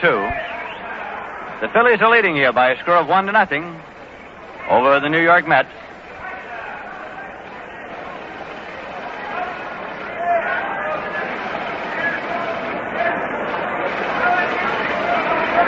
Two-2 pitch. Swung on as a ground ball going to short. Bobby Wine has it and can't throw, drops the ball, and Thomas is safe at first. It's scored as a base hit. A base hit for Thomas. Right now, in order to allow our stations to identify themselves, we pause now for station identification. You are tuned to WGY Schenectady, your New York Mets station. Time, 24 minutes before 8. This is Lindsey Nelson with Bob Murphy and Ralph Kiner at Connie Mack Stadium in Philadelphia, where the Mets now have a base runner on the base hit by Frank Thomas, and Marv Throneberry is at the plate. He had a double last time up. Fastball drives him back, and it's inside. Ball one. Marv Thornberry had a double high off the scoreboard here in right center field at Connie Mack Stadium. He walked in the second inning, so he is 1-for-1 officially tonight. The first game of a twilight doubleheader here. We will be bringing you, of course, both games.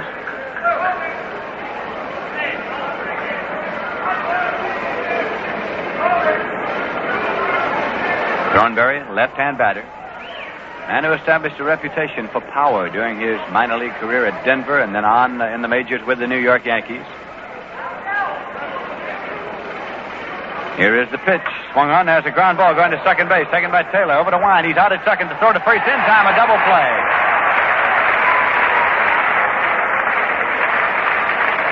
Marv Thornberry has hit into a double play from Tony Taylor at second to Bobby Wine on over to Frank Torrey at first. So there are 2 men out, nobody on base, and Joe Christopher is coming up. The Phillies maintain their 1-0 lead over the New York Mets. A warm, comfortable evening here in Philadelphia. Pitch is in there for a called strike to Christopher. He forced Marv Thornberry in the second inning and popped to third in the fourth. He's 0-for-2.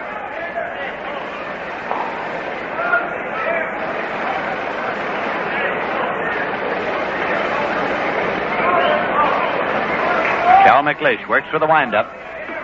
Pitch is in there for a called strike. 2-strike count now to Christopher, with Jim Hickman kneeling in the on-deck circle.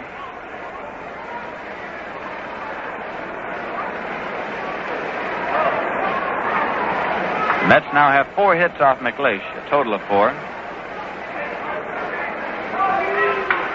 Has a swing on a little blooper going out in short left field. It's going to drop in there for a base hit. Bobby Wine chased it, lost his cap, couldn't get it. Picked up by Covington. He's on his way to second. He goes in standing with a double. Joe Christopher, utilizing his speed, rounded first, kept right on digging. It was a little Texas leaguer that fell just out of reach of the shortstop racing back. Bobby Wine lost his cap in pursuit. The ball was fielded by the left fielder, Wes Covington, but not in time to get Covington at second. So he's in there standing with a double. With 2 men out now, Jim Hickman is coming up. The hits are all even at this point. The Mets have 5 off McLeish, and the Phillies have 5 off Craig. But the Phils lead by a score of 1-0. Top half of the 6th inning. First game of a twilight doubleheader.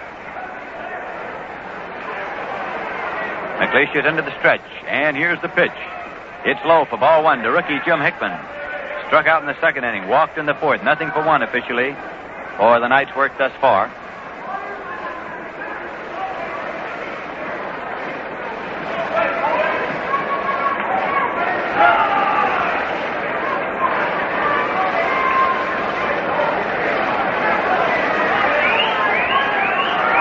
Again, Cal McLeish is set to work. Tries the curveball and gets it in there for a called strike. It's 1-1. Calvin Coolidge, Julius Caesar, Tuskahoma McLeish, who came to the major leagues with the Brooklyn Dodgers in 1944. His pitching opponent tonight, Roger Craig of the New York Mets, came to the majors with the Dodgers 11 years later in 1955. Swinging a ground ball, pull foul on the third base line. It's 1-2 now to Hickman. McLeish this season has won 4 games and lost 1 for the Phillies.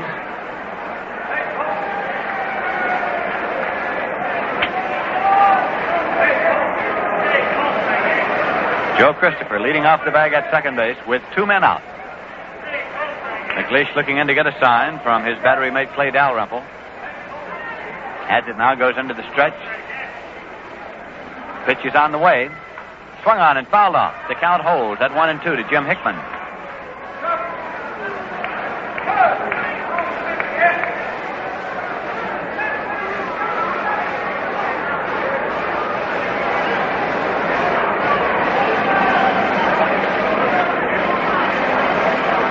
Hickman waits for the 1-2 pitch. Led up outside, and it's 2-2. Runner at second for the Mets with good speed, Joe Christopher, with 2 men out. So it's up to Jim Hickman as far as the Mets are concerned here in the top half of the 6th.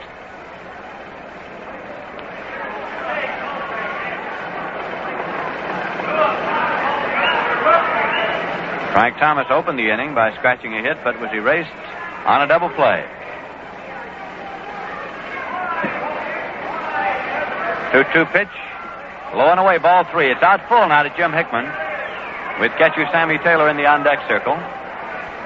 Defensively around the infield, the Phillies have Frank Torrey at first, Tony Taylor at second, Bobby Wine at short, and Don Demeter at third.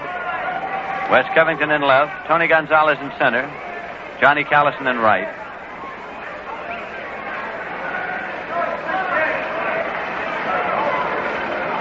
Here's a payoff pitch. Check swing, ground ball to third base. It's a foul ball. Fielded by Demeter, and he throws on, but it's a foul ball. He would have had to throw there in time to get him, too, because they did go through with the throw, and Shag Crawford, the umpire, at first called it. But at third, Ed Vargo already had called it foul ball, so that will bring Hickman back. It was a close play. Just veered off before getting to the bag into foul territory. And returns Christopher to second and sets up again a 3-2 pitch.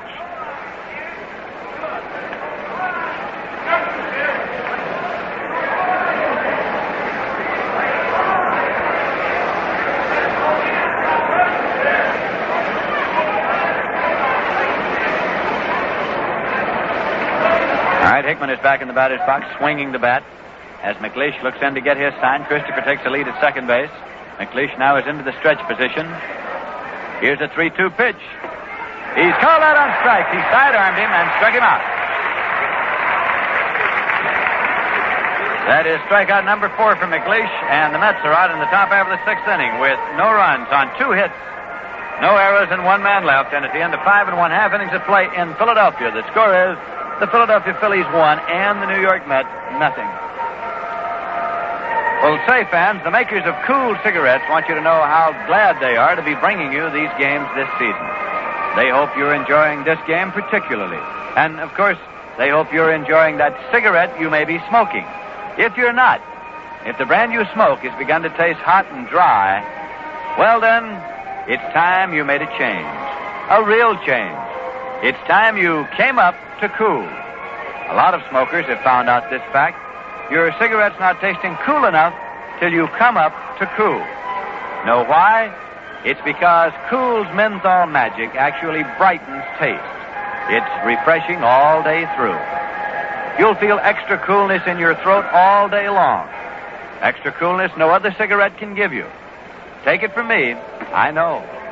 Fans, now's the time to come all the way up to Cool. Get Cool Filter Kings or Cool without filter. Feel that extra coolness in your throat.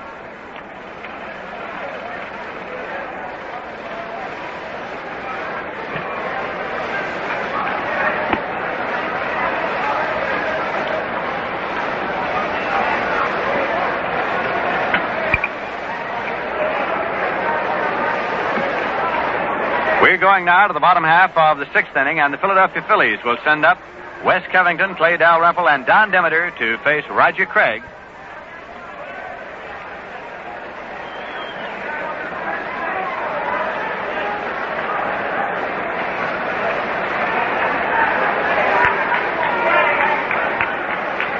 Covington hit into a double play in the 1st inning. He singled sharply down the right field line in the 3rd inning. Roger Craig winds and fires. It's low for a ball. The Mets with Marv Thornberry at first base, Charlie Neal at second, Elio Chacon at short, and Rod Keneal is playing third base. Frank Thomas in left, Joe Christopher in center, and Jim Hickman in right. Change of speed, and it's full foul on the first base line, fielded back there by Marv Thornberry. With Ed Boucher having been optioned to Syracuse on a 24-hour recall basis, the New York Mets now have Marv Thornberry and Gil Hodges available for first base duty, and they also are protected there by the availability of Rod Keneal, who has been used at first base and performed there very well. Gil Hodges still hobbled with the leg. Pitch is low for a ball. It's 2-1. During infield practice before tonight's ball game, Gil Hodges was in there with the second crew as a catcher, throwing the ball around the infield. He can move around a little bit, but still cannot go at anything like 100% full speed. Here's a fly ball going deep to right field. Jim Hickman moves over and is underneath. He's waiting, he camps, and he takes it for the out. So Covington is flied out to Jim Hickman in right field. There's one away, and that will bring up catcher Clay Dalrymple, who struck out and doubled. He had a shot down the right field line that brought up chalk dust. a tennis stroke right down there, or a double, in the bottom half of the third inning. No baseball team is better than its bench, of course, and manager Casey Stengel figures he wants to let Rod Conneal play third base for a day or two and leave Felix Mantilla on the bench for pinch hitting duty. That's a pitch down low for ball one to Clay Dalrymple.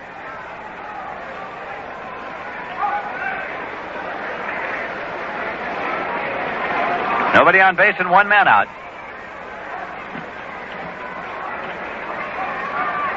That pitch is low for a ball. It's 2-0. The Mets, of course, were glad to get Ray Davio back, recalling him from Syracuse. Davio opened the season on the pitching staff of the New York Mets. And with the number of doubleheaders that they have coming up, they're going to need all the pitching help they can get. Pitch is in there for a called strike. It's 2-1. So Frenchie Davio is a welcome addition to the playing roster of the New York Mets. Ball is bunted foul. Catcher Clay Dalrymple figuring that he just might be able to catch the rookie third baseman Rod Conneal, playing a little deep. Tried to bunt the ball. Chacon is playing on the edge of the grass over toward the bag at second.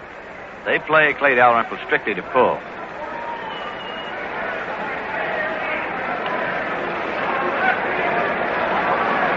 Dalrymple came into the game tonight with a batting average of 311.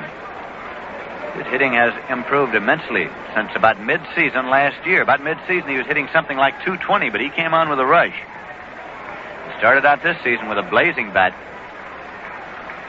There's a drive going to first base deep, fielded by Throneberry. He'll have to play to Craig. He does, and he's out at first base. A hard smash behind the bag at first, fielded by Throneberry, and he played to Roger Craig covering. For the second out of the inning, 2 away, nobody on for the Philadelphia Phillies, batting in the bottom of the sixth.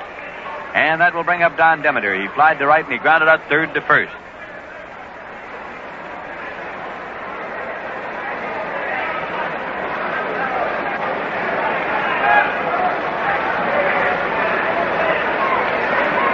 Demeter is a right-hand batter with a wide stance at the plate.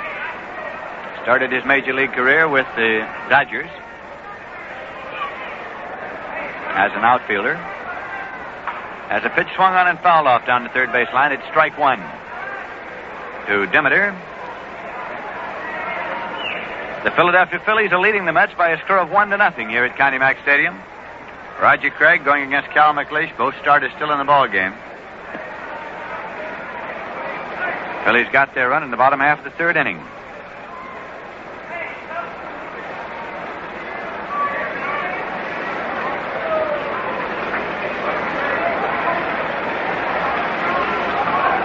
Pitch is low and away for a ball. It's 1-1.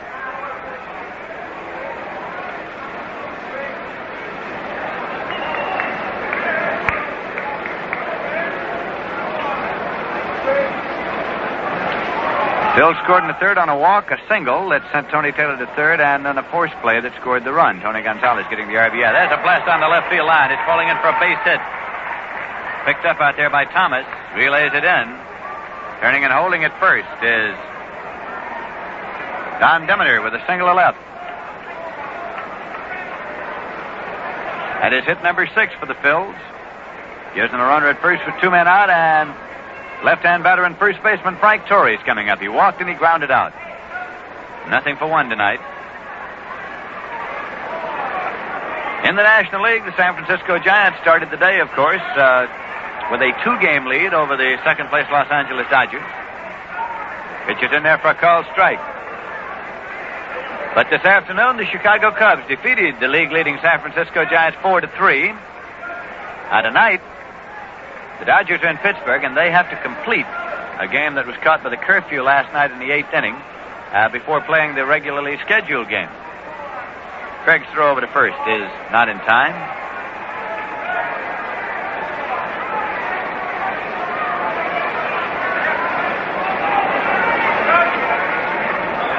Again, Craig goes into the stretch and throws over to first again on Don Demeter. He's back safely. There are 2 men out. The count is strike 1 to Torrey.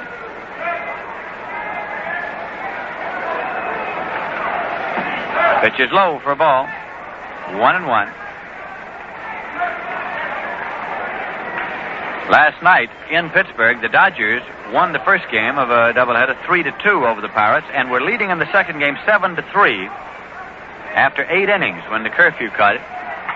Here's a high-hopping ground ball over the head of Thornberry and going on into right field. Demeter's on his way to third. Hickman up with the ball, fires it back into Neal. Holding at third is Demeter. And on at first is Torrey with a high-hopping ground ball that bounded over the head of Thornberry at first base and on out into right field for a base hit. So with 2 men out, the Philadelphia Phillies have runners at first and third, and shortstop Bobby Wine coming up. That was base hit number 7 for the Phils off Roger Craig. Bobby Wine is the shortstop. He singled in the second inning. He fouled out to the catcher in the fourth. He is from Northport, Long Island. Was signed to a bonus contract by the Philadelphia Phillies. They had him at Buffalo when Ruben Amaro, their fine shortstop, the man they considered the glue man of the infield, went back into the armed services. They waited about a week before recalling Bobby Wine, and then they stuck him in there at shortstop, and he has taken over that position.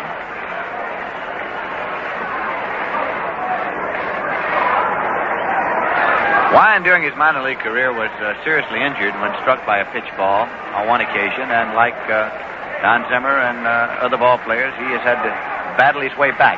That pitch is in there, inside for ball 1.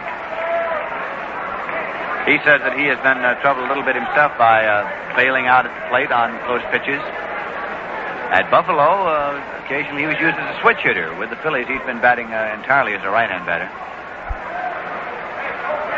Swinging a ground ball.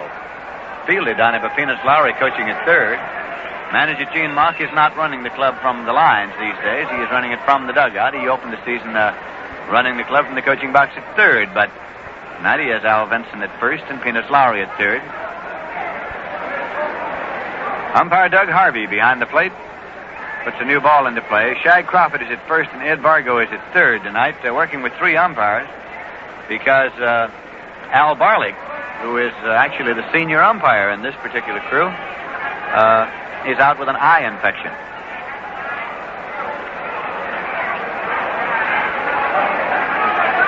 One and one is the count to Bobby Wine at the plate. Craig fires over to first. Frank Torrey gets back safely. Demeter is the base runner at third. With 2 men out, Wine is the man he wants. Pitch is low and away for a ball. It's 2-1. The Phils lead by a score of 1-0, and they are making a bid here in the bottom half of the 6th inning.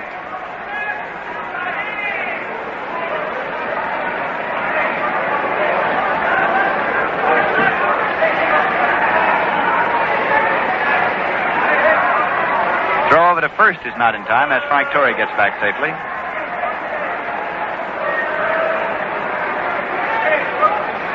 So at the plate now, Bobby Wine steps out of the batter's box. Time has been called on at first now as Torrey walks over to talk to Coach Al Vinson. Now he's back on the bag at first.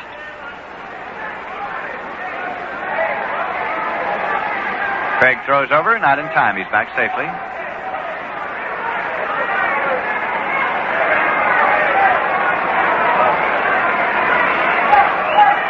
2-1 to count to Bobby Wine at the plate. Here's the pitch. Swung on and has a fly ball to left field. Frank Thomas moves in underneath it. He's waiting. He takes it for the out. So Bobby Wine is flied to left, and in the bottom half of the 6th inning, the Philadelphia Phillies got no runs on 2 hits, no errors, and 2 left. And at the end of 6 full innings of play in Philadelphia, the score is the Philadelphia Phillies 1 and the New York Mets nothing.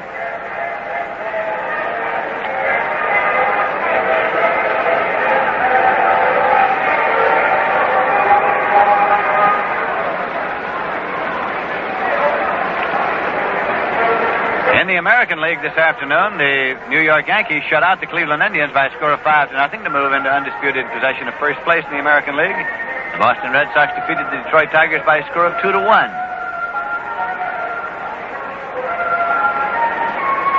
The only action in the National League this afternoon was the victory of the Cubs over the San Francisco Giants by a score of 4-3. Keep in mind that at the Polo Grounds in New York, July 14th will be Old Timers Day. And the theme of the Old Timers Day will be the playoff of the 1951 pennant in the National League between the New York Giants and the Brooklyn Dodgers. So Bobby Thompson will be there, Ralph Branco will be there, Leo DeRocher will be there, Duke Snyder, Gil Hodges, the regular game that day is the Mets and the Los Angeles Dodgers. So mark that one on your baseball calendar and purchase your tickets for the Old Timers Day, July 14th at the Polo Grounds. Going to the top half of the seventh inning, and Sammy Taylor is the man up to lead off for the Mets as they trail by 1 run. Cal McLeish still in there for the Philadelphia Phillies, looking for his 5th victory of the season. He's faced the Mets twice previously, and he beat them both times. Pitch is low to Taylor for a ball. Prior to tonight's game, these two teams had met 7 times. The Phils had won 4 games, and the Mets had won 3.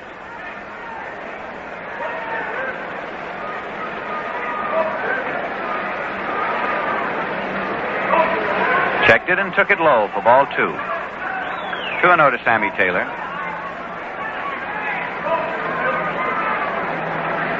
The Mets have 5 hits tonight, hoping to get something started here to push across something. We're in the top half of the 7th inning. Manager Casey Stengel right now is off the bench and pacing in the dugout, looking out onto the field.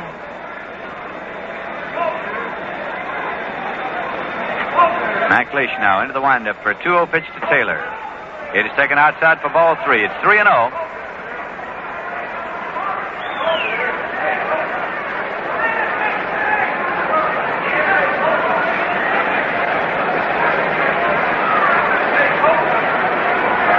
McLeish looking in for the sign, has it. 3-0 pitch. Ball 4, he walked him, and the Mets have a base runner to open the inning here in the top half of the 7th. That is the 6th walk given up by Cal McLeish, and Roger Craig is coming up now to bat for himself. And the Phils move in at first and third in anticipation of a sacrifice attempt here.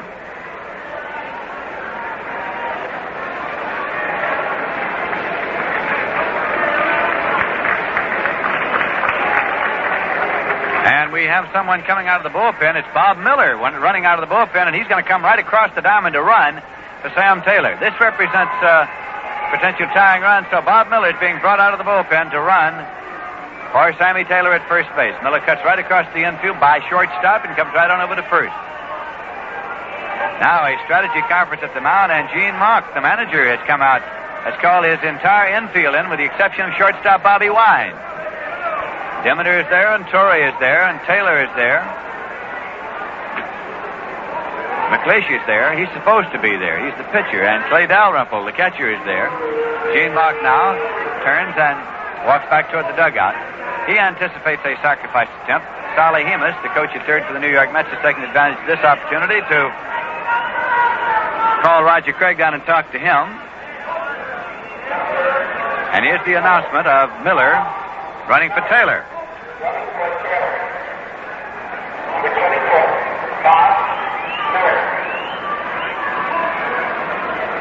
Way in on the grass at third is Don Demeter. Here's the pitch, and it is fouled off. Trying to bunt it was Roger Craig. Squared around the bunt and just tipped it off. It is strike 1 to Craig. Tony Taylor, the second baseman, had charged all the way past McLeish. Torrey did not charge. Second baseman Taylor charged right by McLeish and past him. Demeter is playing way in on the grass at third, as the Phils, of course, fully anticipate the sacrifice attempt. He squares around the butt, down the first baseline, taken by Dalrymple. He's going to second base, and he's safe. He drops the ball. Phillips slid in, and the ball was dropped by Bobby Wine at second base. Clay Dalrymple fielded the butt, so both runners are safe. At first and second, it is scored as an error on the shortstop. An error on Bobby Wine. No sacrifice, since the error is charged against the shortstop. It is the opinion of the official scorer that he would have been out there had the ball not been dropped. So Roger Craig bunted it down the first baseline. Clay Dalrymple fielded the ball, fired onto Bobby Wine, and he dropped the ball. So the Mets have runners at first and second. Miller at second, Craig at first, and Elio Chacon is coming up with nobody out. The Mets trail by 1 run. So again, there's anticipation of a bunt attempt. Demeter at third is in, and Torrey this time at first is in on the edge of the grass. McLeish is into the stretch. Here's the pitch. It's outside for a ball. Elio had shortened up to bunt the ball, but did not go through. Took it outside for ball 1.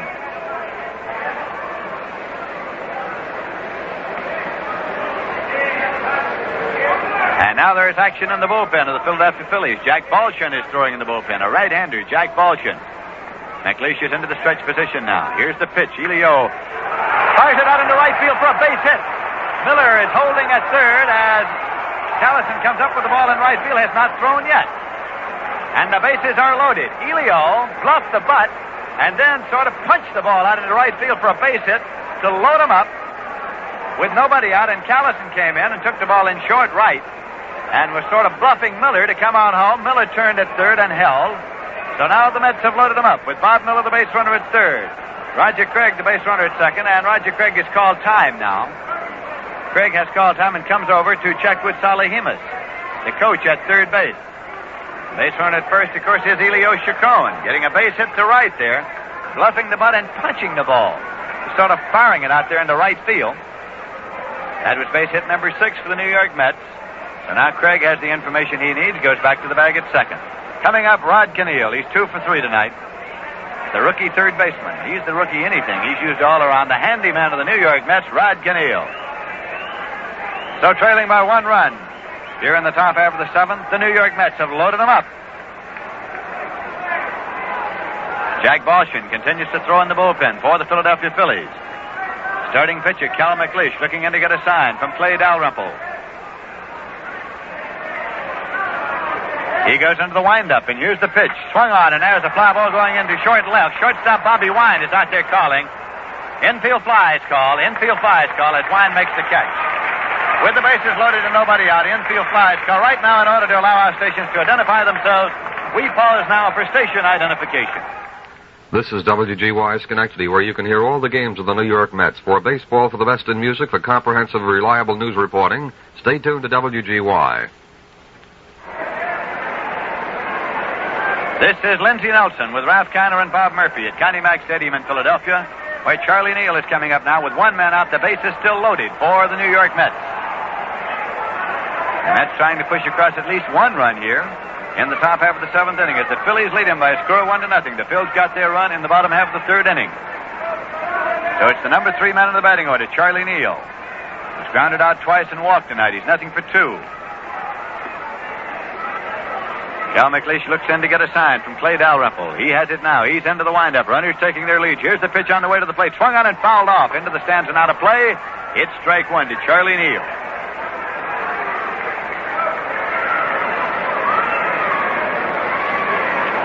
The Mets have left 7 runners stranded tonight in this ball game, in which they trail 1-0. They have them loaded up now with 1 man out. Here is the pitch to Charlie Neal. Tries to bunt it and bunts it off foul. Bunting for a base hit. It is strike 2 now to Charlie Neal, trying to push it down the first baseline.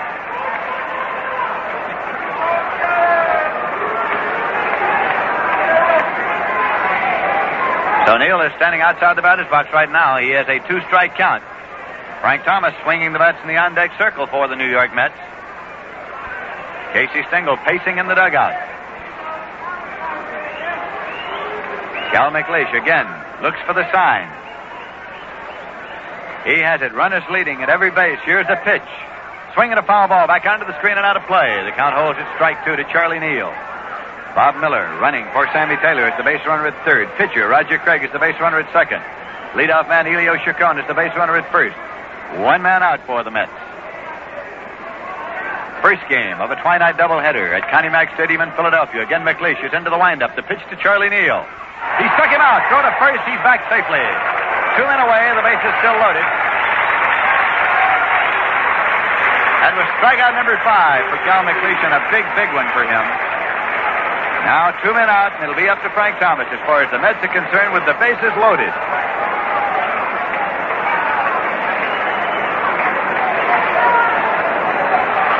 Thomas is 1 for 3 tonight. He grounded out, struck out, and beat out a hit to short.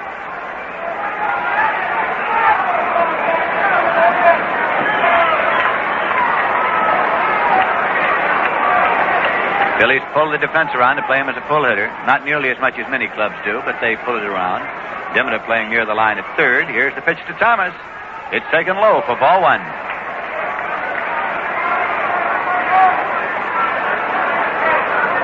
The Phils lead the Mets 1-0. The Mets have loaded the bases with now 2 men out in the top half of the 7th inning. Here's a pitch to Thomas. Change of speed. It's a ground ball to third. Demeter takes it. Plays to Taylor at second. He is out at second base by the barest of margins. He is out. So they got the force at second to retire the side. Chacon sliding in there, and Shag Crawford called the play. It went from Don Demeter, who fielded the ball deep and threw on to Taylor in order to get Elio Chacon. So McLeish got himself out of big trouble, and he is getting a hand as he walked off the mound. In the top half of the seventh, the Mets got no runs. On one hit, there was one error and 3 men left on base. So at the end of 6.5 innings of play in Philadelphia, the score is Philadelphia Phillies 1 and the New York Mets nothing. You know, fans, Webster's defines extra as something in addition to what is expected. And that's just what the word extra means on the label of a bottle or a can of Rheingold Extra Dry. It's your promise of something additional in refreshment, something more of the taste you want in beer. Rheingold is extra dry to be extra refreshing. It's beer as beer should taste, and dry tells you why. It tells you that Rheingold is brewed the long, slow, costly way for a flavor that's brisk and bright and clean, clear through. So why don't you treat yourself to something extra right now? Have a cool, refreshing glass of Rheingold along with this game. You'll join millions everywhere who like the dry beer best, Rheingold Extra Dry. Manager Casey Stengel came out to protest to Shag Crawford, his call on the forced play at second. But we're going now to the bottom half of the seventh inning. And the catcher in the ball game for the Mets is Hobie Landreth. Hobie Landreth is now catching for the Mets. You'll recall that Sammy Taylor was taken out of the ball game for pinch runner Bob Miller.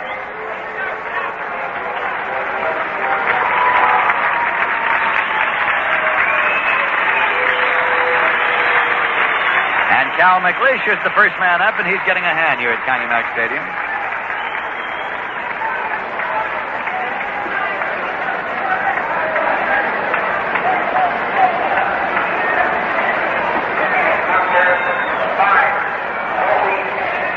There's the announcement of Hobie Landreth in the lineup as the catcher. So Cal McLeish coming up here to lead off in the bottom half of the seventh, as the Phils still lead by a score of 1-0. The Mets so far have left 10 men stranded in tonight's ball game.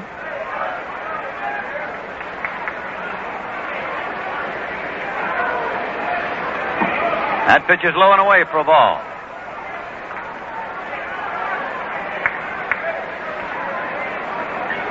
Roger Craig, the starter, working straight away with the windup. Here's a pitch. It misses for ball 2. It's 2-0.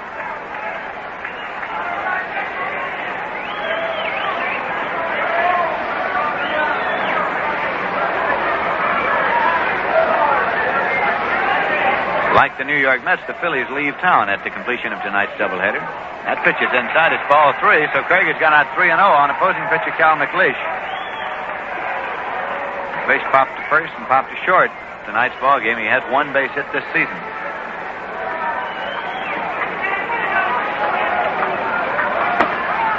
There's a pitch in there for a called strike. Well, the game that was caught by the curfew last night in Pittsburgh has been completed now, and the Dodgers have defeated Pittsburgh by a score of 8-3. Drysdale the winner and Friend the loser. Pitch is in there for a call strike, so that one will go into the standings. Now, Koufax relieved Drysdale in the ninth inning, but Drysdale gets credit for the victory. It was Koufax who pitched it tonight, as they had only one inning of play remaining. Here's a swing and a ground ball foul. That was the ball game that was called because of the curfew last night in Pittsburgh at the end of 8 innings between the Dodgers and the Pirates, and the Dodgers scored a run in the top of the ninth to win it 8-3. So that one now goes into the standings. Count of 3 balls and 2 strikes to Cal McLeish at the plate.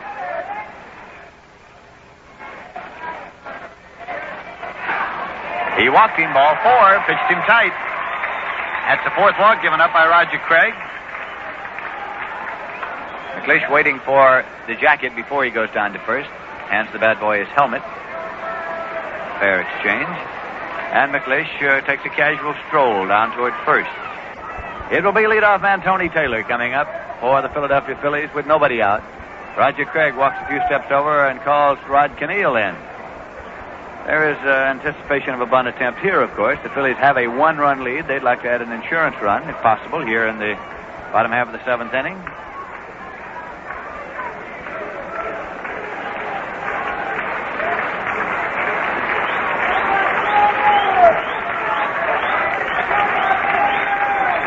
All right, Tony Taylor steps into the batter's box. He's walked twice tonight. Here's a swing and a ground ball past Conneal and on out into left field for a base hit. Rounding second and heading for third is McLeish. Thomas is up with the ball, relays it in, and Taylor goes to second with a stand-up double. Rod Conneal was pulled way in on the grass in anticipation of a bunt attempt, and instead, a ground ball was smashed past him and on down the line for a double. So the Phils, with nobody out, have runners at second and third.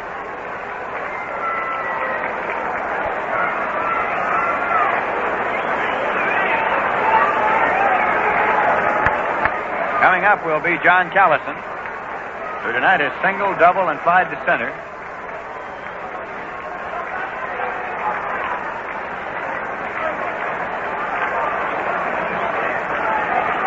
Callison has hit safely in 9 straight ball games in the midst of a hot streak for the Philadelphia Phillies. He's a left-hand batter.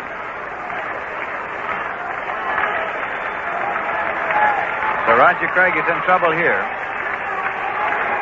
with nobody out. Has a fly ball going foul on the left field line, out of play. It's strike one to Callison.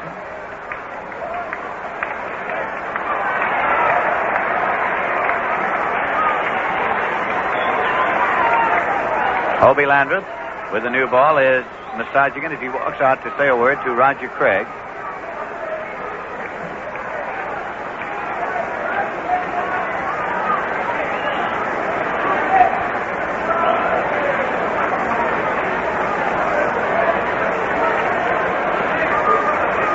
Marv Thornberry is playing even with the bag at first. Rod Conneal, even with the edge of the grass at third. Neal at second and Chacon at short at medium depth. Craig looking in to get a sign from Landreth with a strike one count on John Callison. The Phillies lead by a score of 1-0, making a bid here in the bottom half of the seventh inning.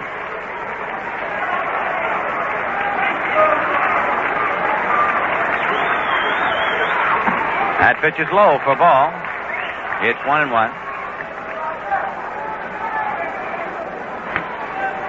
Callison steps out of the batter's box.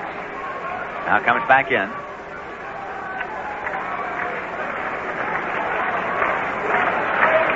Slight wind blowing out toward right here at Connie Mack Stadium. Craig's pitch swung on. It's a little nubber right back to Craig. It's called a foul ball. Hit him there in the batter's box. Hit him right on the ankle and rolled on out to Roger Craig, who came off the mound to field it. But the call is foul ball, and it's 1 ball and 2 strikes now to Johnny Callison. Still limping around a little bit. Goes over and gets the pine tar rag also. Work on the handle of the bat a little bit.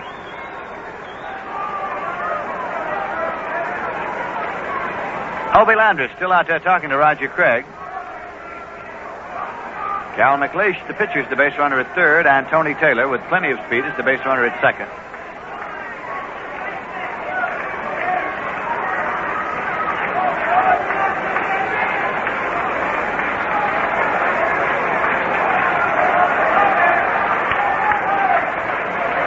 Craig now looking in for a sign from Landreth. Works with his windup. It's a 1-2 pitch on the way. Low and away. It's ball 2. 2-2.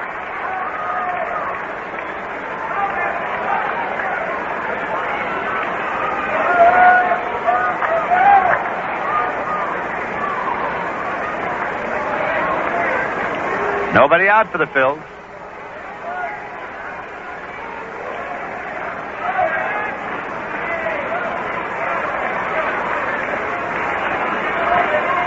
Craig has the sign now. Into the windup and the pitch.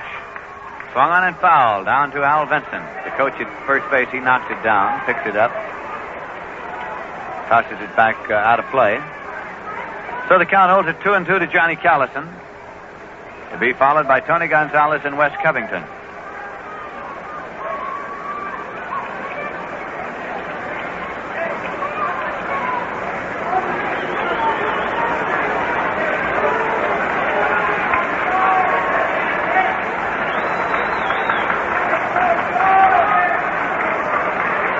again is set to work. Here's 2-2 pitch. It's low for a ball. It's 3-2 now. Elio Chacon comes in a couple of steps on the grass, yelling something over to Roger Craig.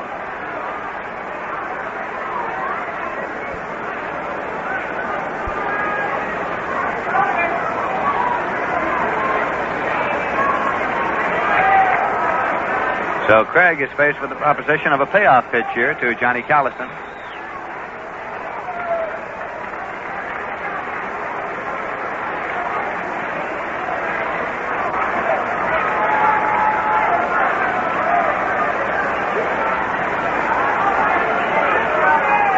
Now he's set to work. Here's a 3-2 pitch. Swung on, and it's a fly ball going out into short right field. Christopher is coming over, and Hickman's coming over. Hickman calls and takes it. McLeish is tagged, draws the throw, and goes back to the bag. It's taken by Landreth all the way on the fly. At the plate, actually up the line about 5 or 6 feet toward first base. But no advance on the fly ball to Hickman and right. As Calliston has flied out. Christopher was over there, but Hickman took it and then cut the throw loose all the way in on the fly.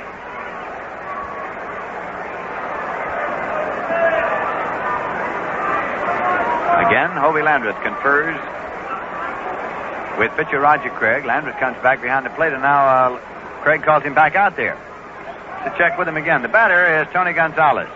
Was on an error. Hit into a force play that scored the one run that has been scored in the ball game. And he flied to center. So Roger Craig still in difficulty here.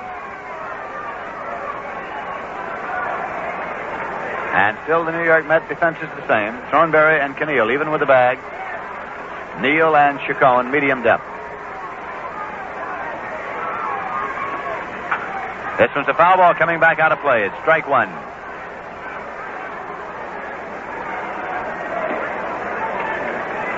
Tony Gonzalez.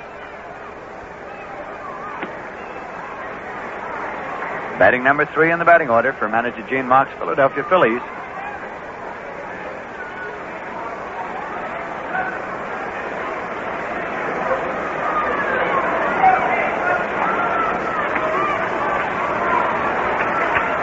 Craig looks in for the sign. Runners leading at second and third. The pitch is high and tight. 1-1 to Gonzalez.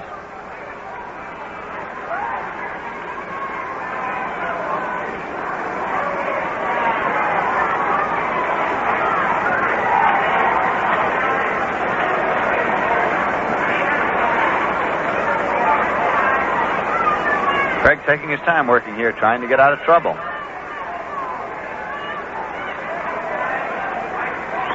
Now he's set to go into the windup, and here's the pitch. It's high. Ball 2. 2-1 now. Tony Gonzalez. Craig opened the inning by walking pitcher Cal McLeish. Then Rod Keneal, the third baseman, was pulled in, stationed on the grass in anticipation of a sacrifice attempt. Instead, Tony Taylor, with a full swing, drove the ball past Keneal and on down the left field line for a double. Put runners at second and third. That's where we are right now with one man out. Change of speed, misses outside. It's 3-1 now to Gonzalez with Wes Covington due up next.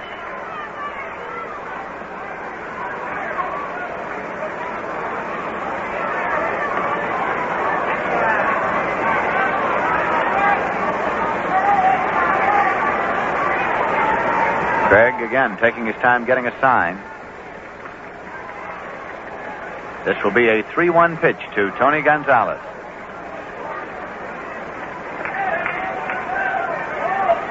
Ball 4, he walked it. Well, it was safe to assume they wouldn't want to give him anything too good on 3-1 with Covington coming up next. A man who can hit the baseball, but who also does not have good speed and was doubled in the bottom half of the first inning. That was the 5th walk given up by Craig. So they're loaded up for the Phillies. McLeish at third, Taylor at second, Gonzalez at first, and Wes Covington coming up. Hit into a double play, singled, and flied to right.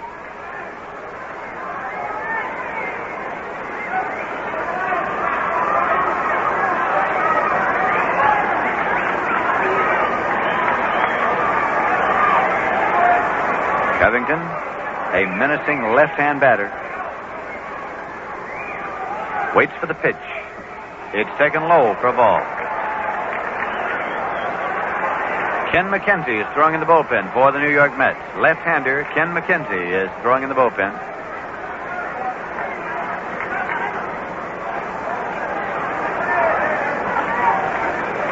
Manager Stengel again is up and off the bench, pacing up and down in the dugout. Now stops with his hands on his hips and peers out onto the playing field. Starts to walk, still with his hands on his hips in the dugout. Now he stops again as Craig is waiting for Covington to get back in the batter's box now. We're in the bottom half of the seventh inning here at Connie Mack Stadium in Philadelphia. The Phillies lead the Mets by a score of 1-0. And they have runners on first, second, and third. Here's a fly ball going to deep right field. Hickman is going back in the warning track. He makes the catch. McLeish tags and comes down the line. He scores. Taylor goes to third. Gonzalez holds it first. 1 run in on the long sacrifice fly into right field.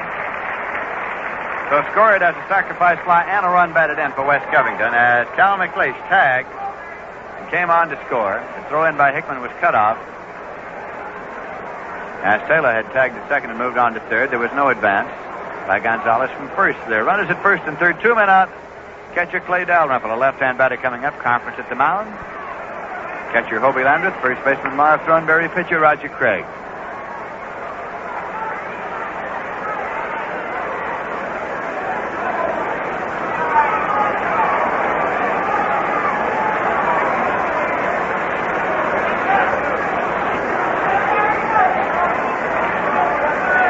Dalrymple struck out, doubled, and grounded out. Low and away for a ball. Craig fired that one. Charlie Neal playing the left-hand batter on the edge of the outfield grass.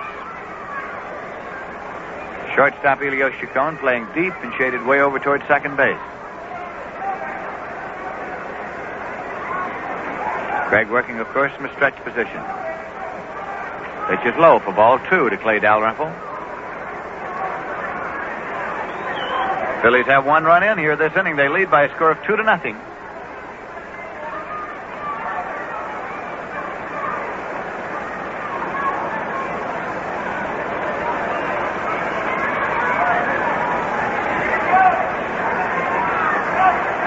Craig throws over to first, not in time to get Gonzalez.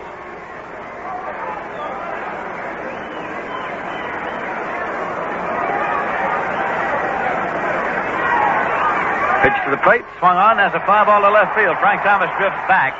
He's waiting, and Thomas makes the catch for the out. That retires the side. So in the bottom half of the seventh, the Phillies got 1 run on 1 hit, no errors, and 2 left. And at the end of 7 full innings of play at Connie Mack Stadium in Philadelphia, the score is Philadelphia Phillies 2 and the New York Mets 0. Keep in mind that the New York Mets will be coming home off this road trip on Friday night, June 15th, and they will meet the Chicago Cubs with Ernie Banks, Lou Brock, Ron Santo. That will be at 8 p.m. on Friday night the 15th. And then the 16th is Ladies' Day and Camera Day, Saturday afternoon. So if you bring your cameras and come down to the Polo Grounds by noon, from 12 until 12:45, you can come down into the box seats and take pictures of the place, have them posed for you. So mark that baseball date on your calendar. Here is a defensive change by the Philadelphia Phillies. Jackie Davis is now playing left field.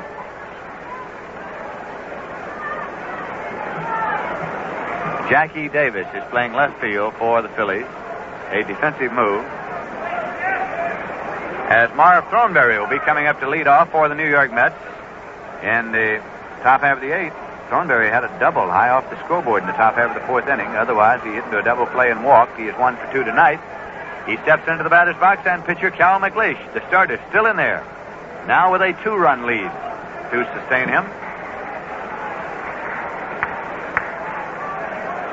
McLeish with the windup and the pitch. Swung on and has a ground ball going to second base. It is off the chest of Tony Taylor. Recovers, fires to first in time for the out. Taylor was playing Thornberry back on the edge of the outfield grass.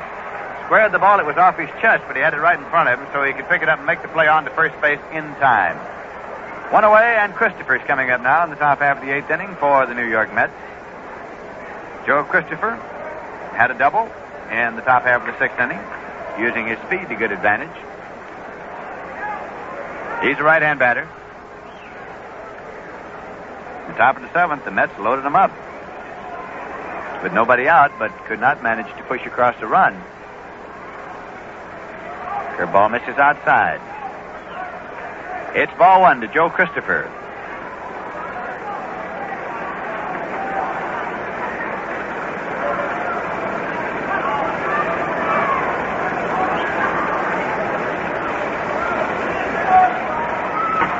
Fastball in there for a called strike. It's 1-1.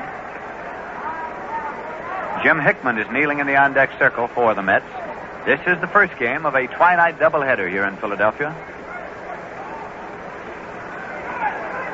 Jack Balshin is up and throwing again in the bullpen for the Phillies. Change of speed, and there's a ground ball to third. Taken by Demeter on a short hop. He fires on to first in time, and Christopher's out. 2 away and nobody on for the Mets, with right-hand batter Jim Hickman coming up.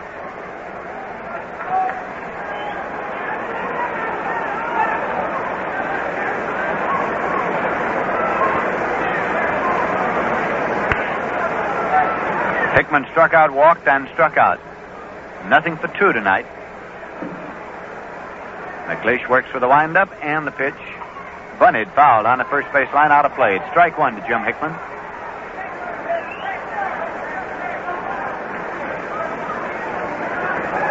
Hobie Landreth now is in the on-deck circle for the Mets.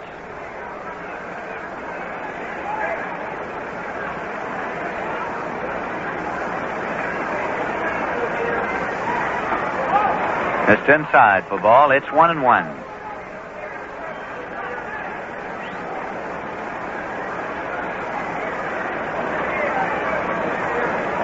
Here's the pitch to Hickman. Swung on and full foul. And right now, in order to allow our stations to identify themselves, we pause now for station identification.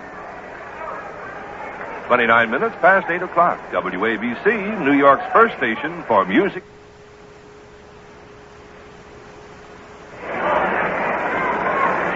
This is Lindsey Nelson with Ralph Kiner and Bob Murphy. Here's the pitch to Hickman. He swings and misses for strike 3. Struck him out. That is strikeout number 6 for McLeish.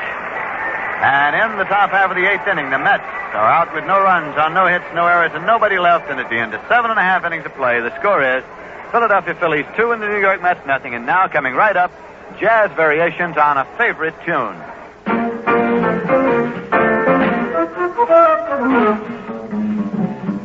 My beer is Rheingold, a dry beer. Think of Rheingold whenever you buy beer. It's not bitter, Not sweet, it's a dry flavor treat. won't you try extra dry Rheingold beer? Won't you try extra dry Rheingold beer?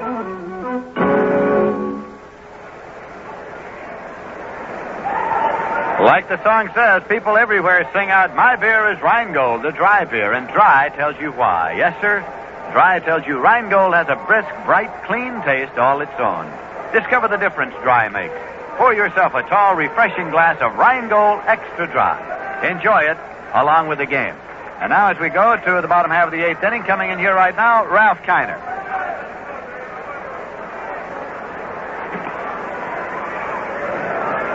Okay, Lindsay, we're all set to go.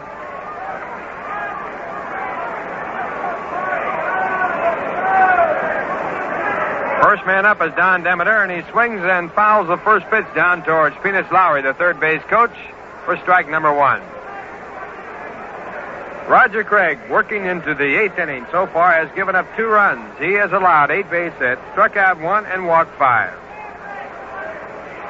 Phillies scored their first run in the third. They added 1 more in the 7th. 2-0 ball game as Craig comes back to Demeter with a high fastball, a big swing, and a foul back on the screen.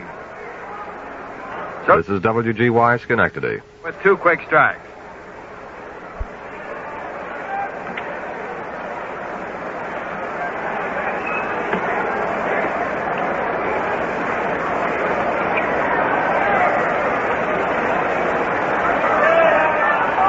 Now the right-hander back to the plate. A slider that's outside and low, ball one. 1 ball, 2 strikes. It'll be Demeter, Torrey, and Bob Wine in that order here in the bottom half of the 8th inning.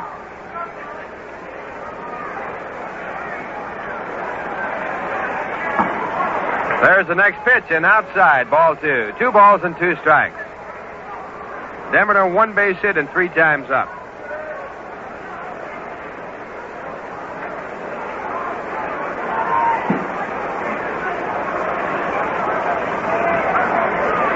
He came into the ball game batting .304, so here's 1 for 3, helping that average. The 2-2 pitch is a curveball, and it's outside, ball 3.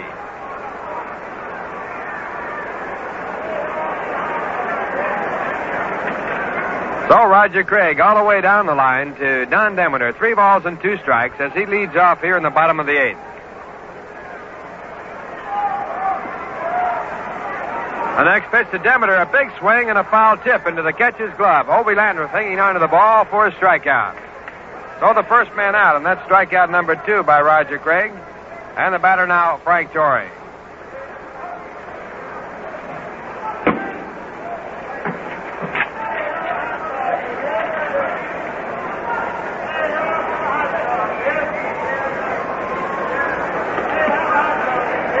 Torrey, a left-handed batter.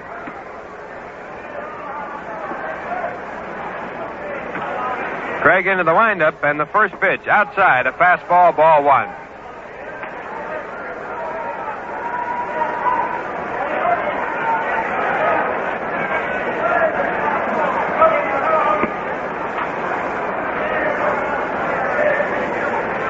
Craig back with a changeup that catches at the knees, strike 1. 1 ball, 1 strike. Torrey 1 for 2 in the game. He also has a walk to go along.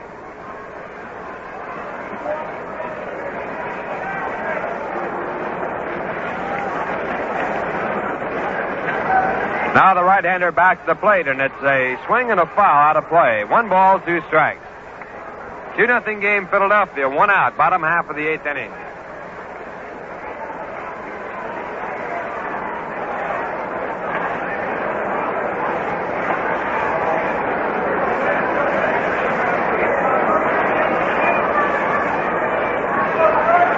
Craig looking for the sign from Hobie Landreth. Takes it, goes into the windup, and the 1-2 pitch is low. 2 balls and 2 strikes.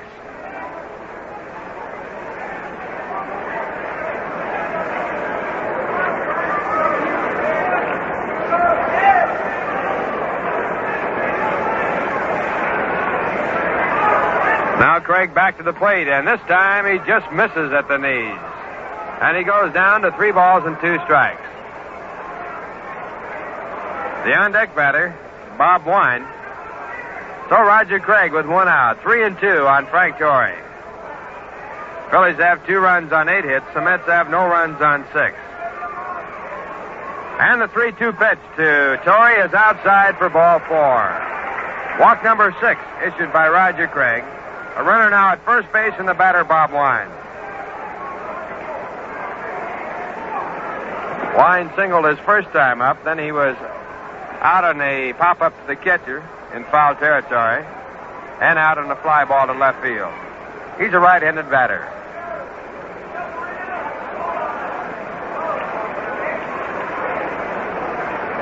Infield set for the double play. The first pitch set right at the shortstop, a chance for 2 to kneel in time to first base, and plenty of time that retires the side. The Mets with their second double play of the day. So in the inning for the Philadelphia Phillies, no runs, no hits, no errors, 1 walk, 1 man left. And the score at the end of 8 innings of play, the Philadelphia Phillies 2, the New York Mets nothing. Say on Saturday, July 14th, before a regularly scheduled game between the Los Angeles Dodgers and the New York Mets, an old-timers game will be played. But it won't be just an ordinary old-timers day. It will be a game made up of old-timers that played in the 1951 playoff game, which allowed the San Francisco Giants to play in the World Series against the New York Yankees. Old-timers Day on July 14th, so be sure to mark that one on your calendar. You'll be seeing players like Bobby Thompson, Also, you'll know this, too, that the Dodgers will be in town, so they'll be playing there right along. Old Timers Day on July the 14th.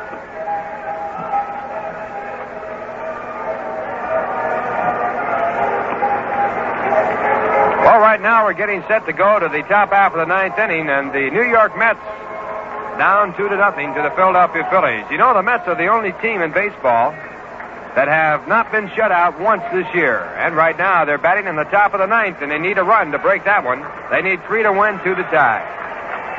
Here in the ninth inning, it will be Hobie Landreth up for the first time. He came in the ball game when Sammy Taylor was out for a pinch runner. Then we'll have a pinch hitter, Richie Ashburn, for the pitcher Roger Craig. And then the leadoff man, Elio Chacon. So the Mets now needing 2 runs to tie. Top of the ninth inning. And Hobie Landreth in the batter's box, batting left-handed. The pitcher is Cal McClish. He has gone all the way. So far, has given up no runs and allowed only 6 hits. First pitch to Hobie, a called strike, a fastball through. And Jack Balsham warming up in the bullpen for the Phillies.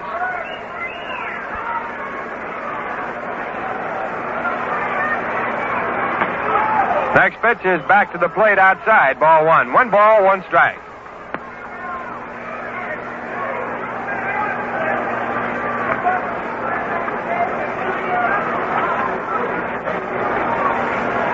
Now Cal McClish into the windup, and a pitch hit down the right field line. It'll go for a base hit. Landreth rounds at first base and holds there as Callison comes up with the ball and throws on in. So now the Mets with a runner at first base and no one out in the top of the ninth inning, and the batter will be Richie Ashburn. Hit number 7 off of Cal McClish, and the Mets now have the time run at the plate.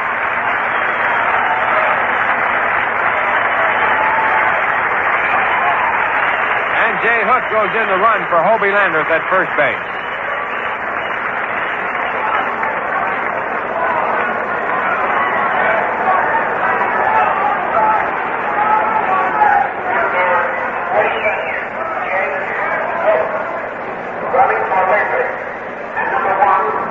Richie Ashburn batting .338, a left-handed batter being introduced in the game, and now Slade Dalrymple goes out to the mound very slowly. They're taking all the time they can now. Balsham warming up quickly in the bullpen for the Phillies. Mets need 2 to tie. Top of the ninth inning.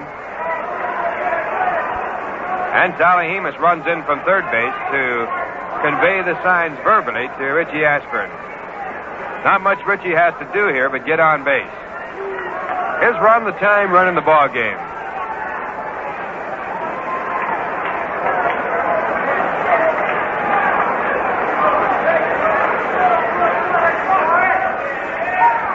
First pitch to Richie as he takes his call, strike 1.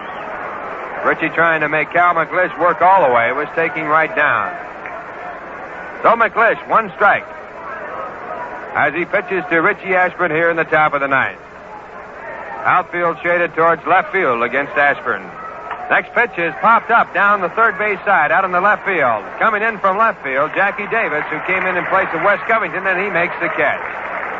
So McClish now with 1 out, holding at first base, Jay Hook, and the batter is Elio Chacon.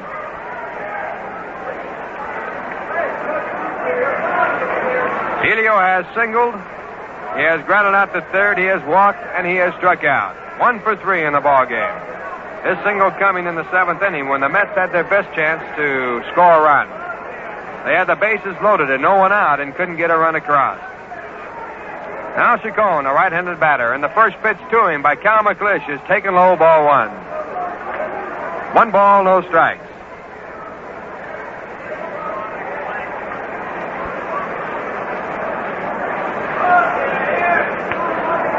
Jay Hook at first base, not being held on. His run means nothing in the game right now in the 9th inning. And the pitch to the plate is low again, ball 2. 2 balls and no strikes to Elio Chacon. And now Elio looking for the sign from Sally Hemus. The big thing here is for Chacon to get on. He's the tying run. The on-deck batter is Rod Conneal.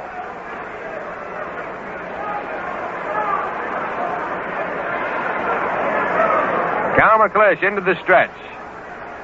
And the pitch to the plate. It's swung on, hit the left field. It could be in. Coming over is Jackie Davis. And it goes foul. Just foul. As Davis can't get to it, it rolls on out. And that ball was fouled by about a foot. Giving a sign, the home plate umpire, as he moved on down the third base line. So Elia Chacon missing an extra base hit by inches. And going back now to first base after reaching third is Jay Hook, and Chacon, who was already out at second base, returns to the plate. A long strike. The count 2 balls and 1 strike.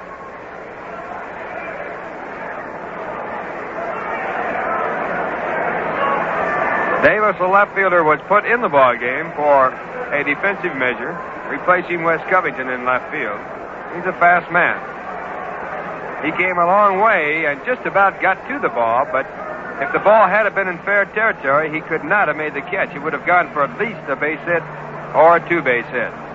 Now McClish with a 2-1 pitch to Chacon. It's a called strike at the knees, strike 2. Curveball breaking over right at the knees. Clay Dalrymple, the catcher, dropped the ball, but kept it out to the right side of the plate. So Jay Hook at first had to hold.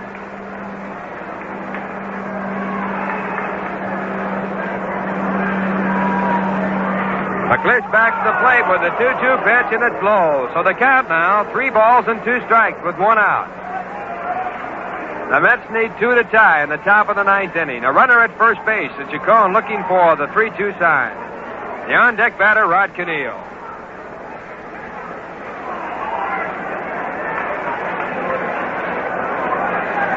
Cal McClish reading the sign from his catcher, Clay Dalrymple. Stares long and hard, now sets on the mound. And the 3-2 pitch as the runner goes is popped up.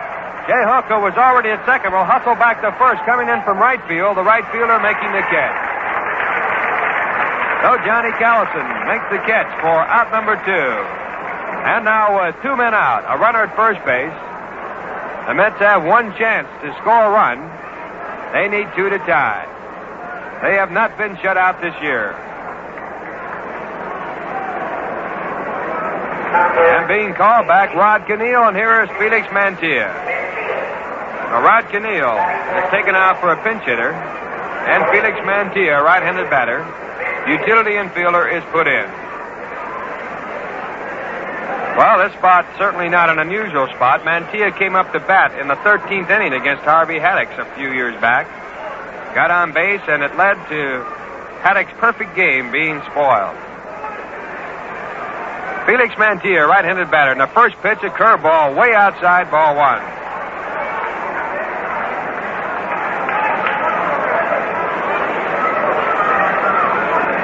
One ball and no strikes. Mantilla batting .273. McClish with the 1-0 pitch. It's inside, ball 2. 2 balls and no strikes.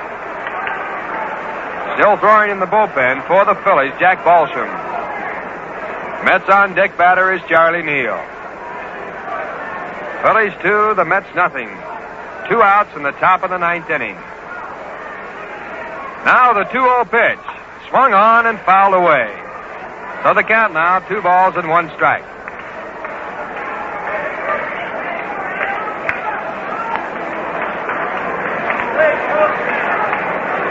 Cal McClish working on the mound, looking for his 5th victory of the year. He's lost only 1. Only 1 out away. And the 2-1 pitch to Mantilla. Popped up in the air in foul territory. Coming over is Clay Dalrymple, but he can't get to it. It goes in the stand. So Mantilla stays alive. The count now 2 balls and 2 strikes with 2 outs. And going back to first base, Jay Hook.